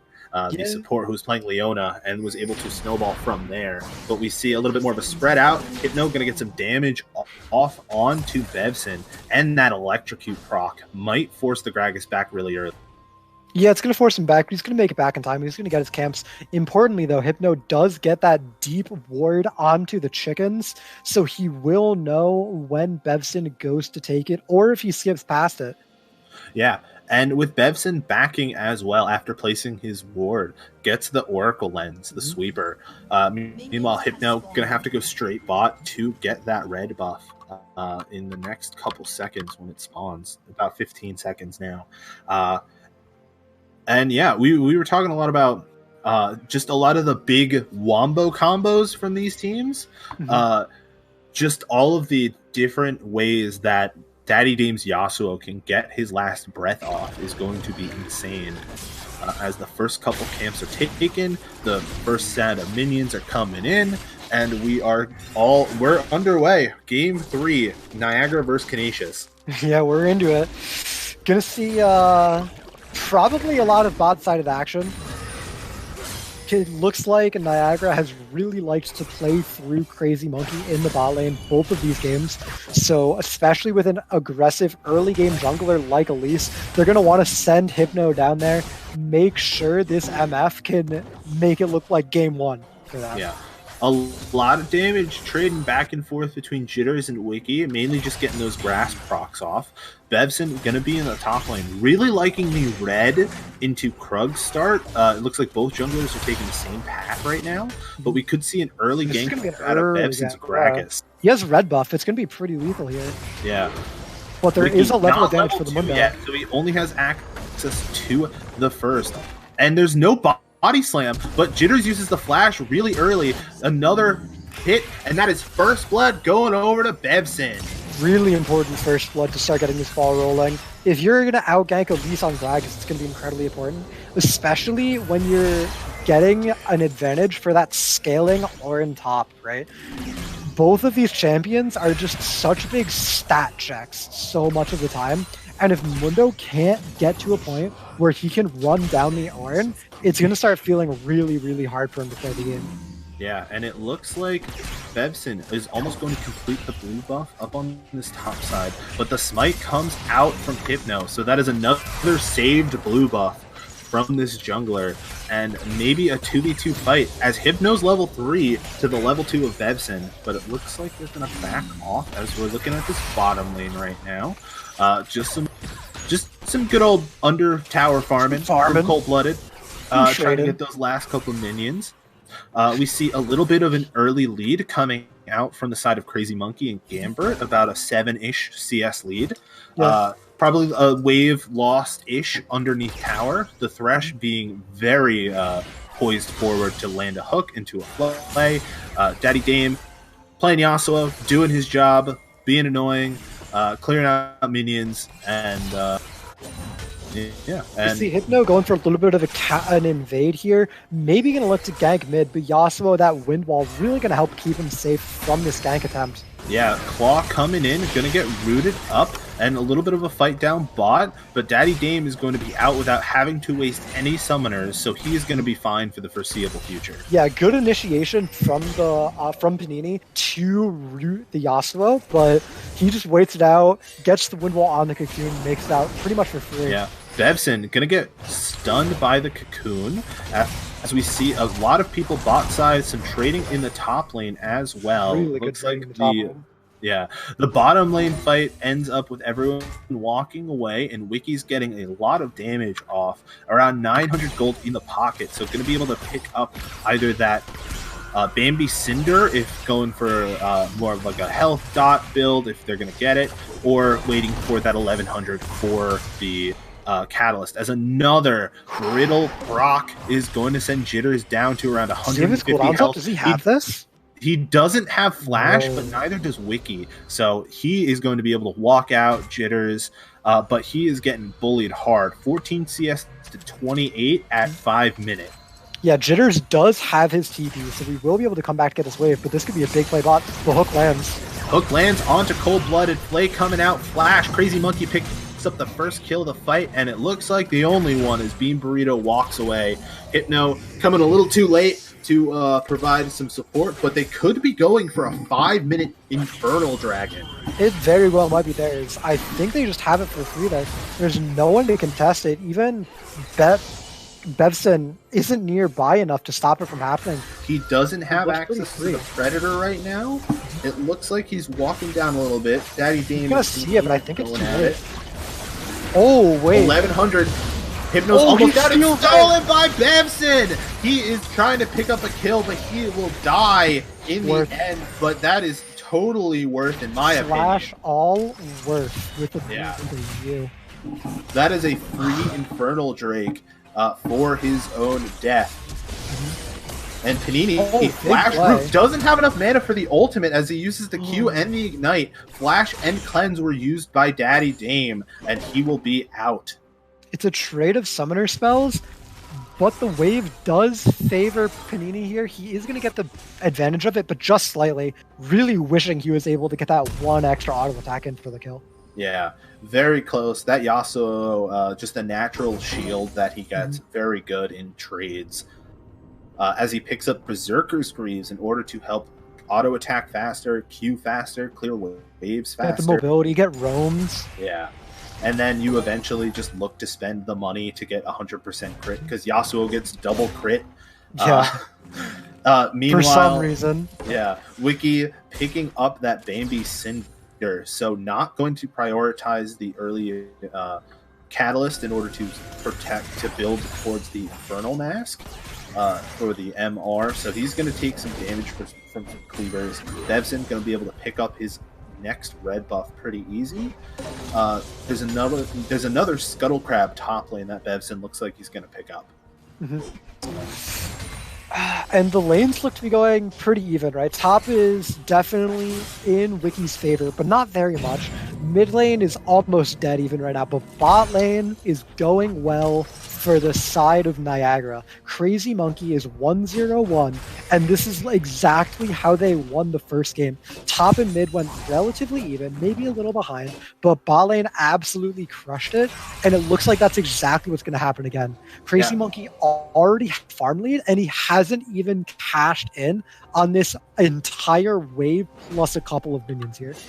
Yeah, even though it's about a 10 CS lead now, it's probably going to go up to around 15 or 16 once he gets all of these minions. We see Bean Burrito scouting out some vision, going to get another ward out there, and we just look how far back Cold-Blooded has to play. He has a pickaxe to the BF sword of Crazy Monkey. Yeah, and, a little bit of a blue steal here.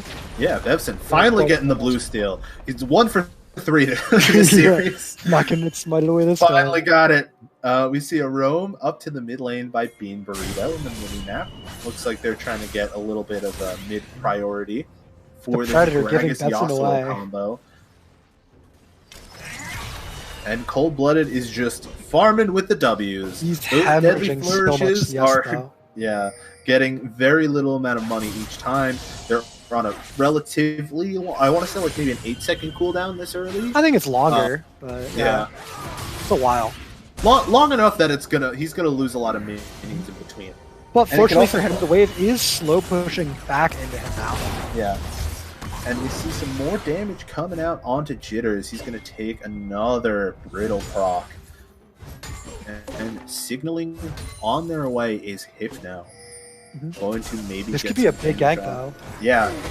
The ult's going to get popped from Mundo. Call the Forge God gets called in. Fearing Charge gets hit. And the Repel's going to get slammed down. Wiki going almost down. Electric Cocoon not going to land. But the hook does land by Bean Burrito in the bottom lane. That's going to be a level 6 ultimate. Bragas Cast is going to send Crazy Monkey far away. He's going to have to flash in to pick up that kill. It's going to get traded cold-blooded on the board now. It's a 2-for-1 in the bottom side. And Wiki's gets out in the top side. Yeah, no. Huge play for Canisius. Wiki being able to dodge out was so important there. If that cocoon hits, he dies. The play looks so different. The wave gets shoved in. He misses so much, but now he lives for free. And Canisius gets to make a play on the bottom side of the map, help start shut down that MS snowball, get some gold onto their Jin, shove in the wave. It's looking a lot better for them. But there is the trade of that Herald back, and that Herald is going to be 300 or more gold going in Niagara's favor. Yeah, we talked about Hypno not using it well at all in the first game. Yeah, at all. And so hopefully this is going to be a lot better. A good gank gets you a tower basically nowadays if you have Rift Herald. The first Mountain Dragon going to come up in around 10 seconds. So that means we are looking at another Ocean Soul or maybe even a Cloud Soul this game. We haven't seen Cloud Soul is spicy. Ornn with Cloud Soul, that's like a 30-second cooldown. It's so fast. Claw coming out. That's going to be all the damage. Daddy Dame is going down. What a burst combo. Through Cleanse. He couldn't move. Mountain Dragon getting started, but Bean Burrito going to get the hook out. Hopefully they're going to get something, but it does not matter. That's going to be another 2 kills in favor of Niagara as Bahini's coming in. And Wiki trying to get some more damage onto this Mundo, but that is going to be a dragon for each team as we hit the soul. The third time. Both games started one dragon. Yeah. But a really big pick coming out, giving more gold over to the side of Niagara. Up 2,000 already. Heralding bot, not greeting and holding on to it this time. They are going to cash in the plates, maybe even the tower, but the tower's healthy. It's going to have a lot of armor. It shouldn't die here, but it's going to get 2 plates off that, and then they get the additional. So if they stay and try and take it, they should be good. Or at least they'll get 4 plates. Yeah. Well, they have the wave to finish the tower, but I don't think they have the health bar. I don't think they can quite get it here. No, Cold-Blooded is here. They're trying to put some damage in, but yeah, that's going to be the depth charge coming out onto the Misfortune. Gragas ulti going to send them away. Curtain Call going to get charged up. Gambert going down to the 3rd shot. 4th shot going to land from Hypno. Repelled up, going down onto Bevson. He is almost going down, and he does to that last auto attack as Hypno dies. 2-for-1 again, but the tower stands, and now the 280 threats from Canisius get to push a little bit back. Yeah, but Niagara getting a little too greedy on their play. They wanted the turret, but it's so tanky. After 4 plates fall, their turret is so tanky with that local armor bonus that they just stay too long, get double killed. Canisius is able to cash in another plate back for themselves, and it really mitigates a lot of the gold advantage that Niagara was able to get off the initial play, keeps them in the game.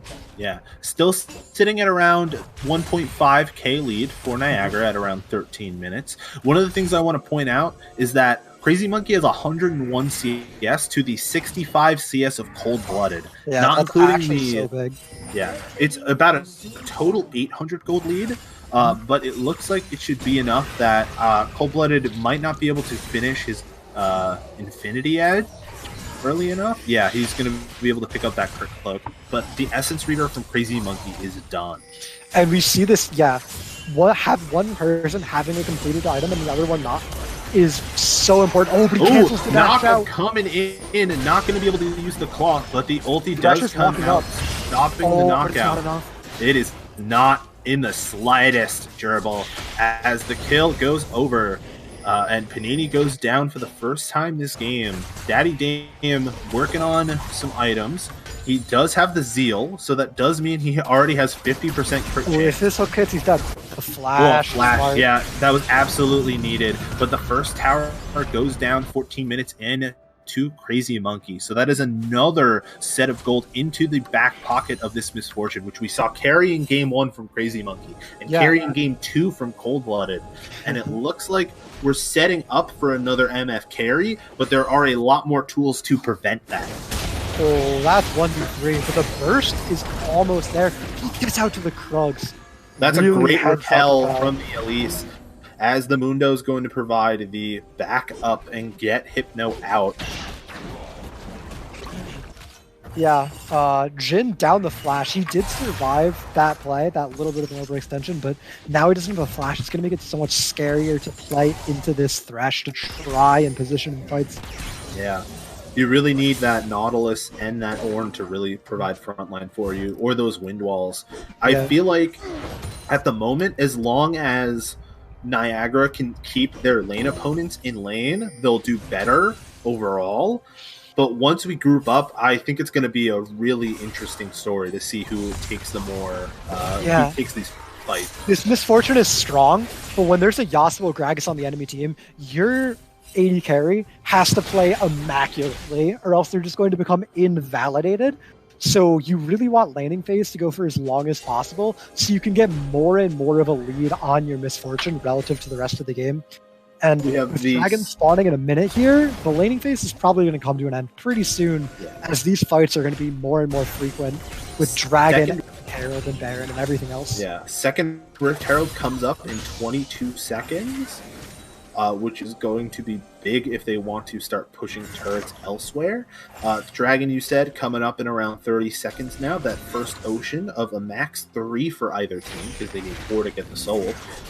And it looks like Niagara is pushing in. They're going to control the vision in the pit, and this is going to be the big fight that I think we've been waiting for all game. Yeah, Lissandra's separated from her team here. She looks like she has the pick, but she doesn't really have backup. Yeah, Bean Burrito going to get stunned up and burst down. The explosive cask gets sent out by Bebson, but just spreads the two carries apart. Hypno putting in work on this at least 4-1 and 2, and they're going to pick up this Ocean Dragon. Yeah, free Ocean Dragon, probably going to run mid, maybe run the Herald, try to get more objectives while they have this dead Nautilus on the enemy team. Bean Burrito respawning in a second, going to probably be able to make it in time for the play. Remember, he died so fast, he still has all of his cooldowns, so if he can make it to any fight coming up here, he will be strong. Yeah, and it looks like they're going straight towards that Rift Herald. Only going to be up for about 2.5 more minutes, so they're going to start it now, pick it up, and maybe pick up some more turrets. And remember, Rift Herald takes a long time to kill. Yeah, Canisius is around and up for a fight if they want to, but they might just have to give it over. Wiki is here. Call the Forge God is up. There it goes. Smite comes down, and everyone just leaves. Yeah, smart of them to not take that fight. I don't think it would have worked out for him. The Herald was already gone. But it does mean that that Herald is sitting in Hypno's pockets, probably going to run up, send it topside, or send it down the mid lane to take out these outer towers. Really important to crack those open up the map, and start snowballing the game, especially with Baron spawning soon. Yeah. And that gold lead and CS lead from Crazy Monkey has only grown. It is 146 to 85 at 18 minutes. Rift Herald gets dropped top. That's going to kill that turret pretty easy. Let's see if they can keep the push up for a second charge. Body Slam coming in, Cask coming out, but the Cocoon does a lot of damage. Perfect Cocoon to dodge the call of the Forge God. And the hook does not land from Bean Burrito. He's going to land on some of the terrain. Panini going to get the root up. Maybe going to use the ult in tandem. He does. Hypno picks up that kill. Wiki trying to get out. He already used his flash. Slow going to come out from the barrel, but Jitter's going to be able to cleaver him down. Meanwhile, the other two members of Niagara are just pushing in the mid lane. Hook not going to land. But a lot more money in the pockets of Niagara's top 3 members. This Elise is turning into a huge problem. Normally, you see Elise get fed in the early game and you think to yourself, it's fine, we'll scale into the late game, she won't scale nearly as well and will survive. But the way this is panning out right now, there might not be a late game if Elise keeps getting picks like this. Yeah. That's always the concern you have to have. Body slam not going to land this time from Play. Jensen. Gambert going to pull Monkey in, and Monkey's going to have to flash in order to maybe get a bullet time off, which he does. Daddy Dame going to land the knockup onto Gambert, but overall, they have to use all 4 of their summoner spells just to get out of that fight. Yeah, the hook critically going into the wind wall there did save Bevson's life. In the meantime, out of the last back Hypno got, picked up the Morellonomicon, and we do see Jitters also with the Bramble Vest. So we do have 2 forms of health reduction against the team of Canisius. Yeah, a little surprising to see the Morello actually completed. There's not a whole lot of healing on the side of Canisius, but sometimes you just want those immediate stats, especially on Elise when you're scaling. The argument against it is it delays your next power spike, but the argument for it is it gives you an even bigger power spike right now, and I think Hypno just wants that immediate power as soon as he can get it. Yeah, and that pen you get from the Oblivion Orb into the Morellonomicon is going to do a lot of damage onto Daddy Dame and Cold Blooded and Bean Burrito. None of the 3 of them have picked up any magic resistance. Hook's gonna land onto the Yasuo. Clock coming in, they're diving the tower, and Daddy Dame goes down before he can get the last breath off. Meanwhile, Bebson going to go down to Hypno on the side. Bean Burrito going to get taken down as well. That is a 3 for nothing, as I think Niagara has control of this game. The Yasuo comp can't win team fights if Yasuo is the first one to die. Yeah. Hypno diving Wiki under the turret, but no point in diving the Ornn when you can just take the tower around him. Yeah, Ornn probably will take longer time to kill than the tower itself. Yeah. Oh my god, the hooks. Oh, beautiful hook from Gambert. He was hitting him last game, and he's hitting him this game. Cold-Blooded forced to flash out once again. I don't know if he's, aside from maybe the first 5 or so minutes of the game, I don't think he's ever really had flash for that long outside of... I said it in Gen Select. I wanted Canisius to take the Thresh away from Mr. Gambert, and they didn't. And this is what happens. Yeah. He's playing Body Slam insane. gonna land on Jitters, but Hypno is here for the assistance. It is a 3-on-4 right now as the teleport comes in from Wiki in the base. Hook gonna land onto Jitters. Wiki going to call the Forge God down. The Claw comes in, ulti comes in, doing more damage. Meanwhile, he goes down. Huge shutdowns. Hypno going to get another... going to die as well, excuse me, as Daddy Dame goes down, or Daddy Dame picks up the shutdown. Oh my god. Yeah, that is 2 kills and the Ocean Dragon. Meanwhile, the bottom lane of Niagara has just been positioning away from the team. They pick up another turret, causing 2 or 3 members to back because they are on the inhibitor turret. They want to pay in kind. Yeah, they want to pay in kind to that 19.5-minute inhibitor that was taken from the last game. Only so fast. A good call. A good call from good call to back off. That was really well timed. But a huge fight for Canisius, cashing in big shutdowns onto their Yasuo and their Jhin. It's not just that they got the gold onto the best people to give it to. And then Yasuo should be able to pick up his Infinity Edge. He has 1900 in pocket. I think the component cost for I think he needs. Yeah, and there it is, Yasuo, ladies and gentlemen. 23 minutes, 100% crit. Yeah, and now he can build. Really big. Yeah, now he can build more defensively. He's going to be doing a lot more damage to these squishies. He's able to auto and get those Qs off of Gambert. Pulling in the sweeper to get some more wards killed, and we could maybe see a fight and a possible Baron. This is a big death push. Yeah, that's a death push. All right, that's gonna be the Elise stunned up and taken down. That's going to be Baron control. I don't think it's going to be the Baron. I don't think they have enough of an advantage, but they can clear out vision, get control over the area, or just look for more picks. Burrito wants another hook, but he gets hooked himself. Flay comes in, he gets the ulti off onto Crazy Monkey, but Crazy Monkey is out. Wind Wall going to block up a lot of that bullet time. Daddy Dame He's going to have to flash out. Jitters is in the fight. That is a triple kill going over to Crazy Monkey. They are picking off the orb as well in just a second. Jitters hits him with the cleaver in the back. Hypno's coming up in a second. It looks like they're going to try and take an inhibitor and maybe Baron on the backside. Yeah, it's going to be the inhibitor. I think they're just going to reset. Oh, Cold-Blooded is just, yeah, he's dead. Perfect flash play from Gambert. That is going to be Bean Burrito coming up, so not the full ace. Right. And now with no wave, you have to look for the Baron here. It's going to be the Baron, reset, run mid, get inhibitor, run top, get that inhibitor. Really start to look to close out the game. It is 4 on about 4 as Wiki and Dame come back up from Fountain. They are just going to be able to secure more Baron vision. Oh no, they are going to start it, but they didn't sweep. There's a ward in the back of the pit, so the side of Canisius knows, but Gambert knows that they're coming. They're not taking it too fast. Canisius is here to contest it, but they just can't get into the pit. Hook's gonna land, Clock coming out, gonna get windwalled. 3K on the Baron, keep your eyes on it. They have 2 wards in there. Bevson waiting, he goes in! He is unable to steal the Baron. Hypno securing that one up. Bean Burrito in the pit, he goes down. Hook's gonna land, Bevson goes down. Wiki goes down, Cold-Blooded goes down. Daddy Dame goes down. Cold-Blooded was nowhere near that fight, and that might just be game. It might. They don't really have the wave set up, though. It might not be the game, but it's at least going to be 1 inhibitor, maybe 2 if they decide to go top, or Nexus towers. Yeah, I will say, both of these teams that are playing into the Ornn have been correctly just finishing the game. Ornn only has 1 completed item right now. He's only level 13, I believe, so he can't upgrade anyone. Yeah, they got a full wave and the cannon.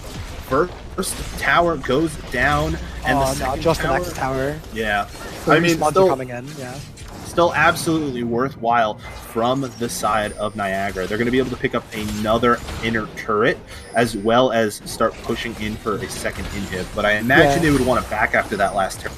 Yeah, everyone on the side of Niagara sitting on 1,500 to 2,500 gold in their inventory. Huge buys for them, especially after they take this tower.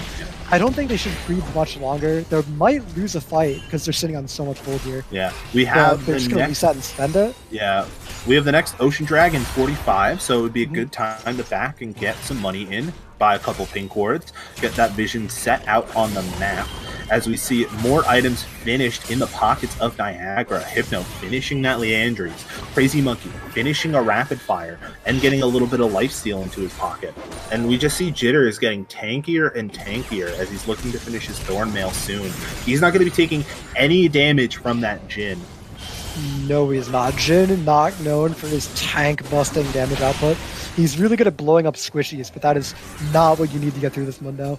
Yeah. And it looks like they're just going to take the dragon, do the consistent option, and then go bot and end the game, probably. Yeah.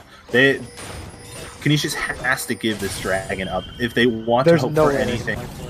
They have to set up another death flush and frag. They have to hope it's Crazy Monkey or else. Yeah, but 10,000 gold down. I really don't think there's an out for Canisius here. It's just Niagara toying around a little bit, getting the dragon, making sure they do everything as clean as possible, giving no chances to Canisius as they just shove out mid and bot lane here. It's been so interesting to see both of these teams on blue side versus on red side. They've been just night and day, and the day is strong for Niagara. They're able to take another inhibitor tower, and we see the Mundo, Lieutenant Jitters, up in the top lane, going to push in by himself, maybe take that tower too. They're letting the Baron empowered minions do the work on the inhib, who not going to land. Yeah, very good patient play from Niagara. Yeah, they're just taking it slow. They have Baron. Actually, it's gone now. Gone now. They had Baron. They're going to have to flip it in here in a second. Yeah, Call the Forge God gets called in to land on 2. That's going to be Panini dropping his own ulti. Perfect interrupt of the bullet time. Daddy Dome trying to get damage off of Panini between the Zhonya's and the Root. It's not going to matter. It is only Cold-Blooded once again. That man gets taken down by Hypno. That is going to be it for the game. That is going to be it for the series. Niagara, you will be going on to the next round.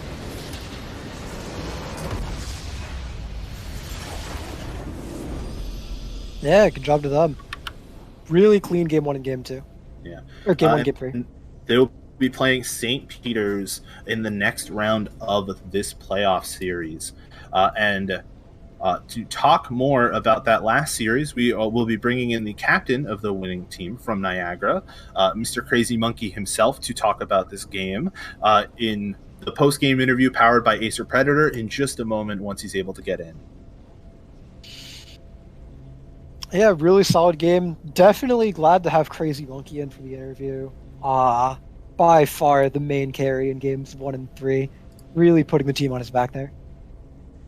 All right, and we are joined by Crazy Monkey himself, Mr. Jacob Crazy Monkey Ahrens. Thank you so much for joining us. It's been a pleasure to cast the game. Very crazy series. I guess my first question would be just first reactions off of sort of like the back and forth games that this series has gone. Yeah, I would say that blue side was very important. We saw that all throughout the series, right? Red side didn't win a game, so I would say like that first pick really influenced the draft and influenced how the game played out. Talking about that first pick, misfortune seemed to be on your mind this entire series. It looks like you're very comfortable on that, champ. Can you explain a little bit about how you've been able to sort of use that misfortune in a macro level sense to help your team win? Yeah, I would just I would look for opportunities for really good ults, and my team set up a good fight where I could ult, and I got peel and did the damage output, so really turned fights for us. Gerbil, you got any questions? Yeah, I feel like in that game there was a really big support difference. Do you feel like your support has really been helping enable you in the lane, or do you feel like it's been a lot of you, or maybe mix of both, you know? Oh, it's a lot of Mr. Gamberg doing a lot of the work. He plays a good roaming game. He pressures the opponent a lot, so it really helps me really enable to get CS and like just scale up to the point where I need to be to just win in team fights. Yeah, really important to have that synergy in the bot lane.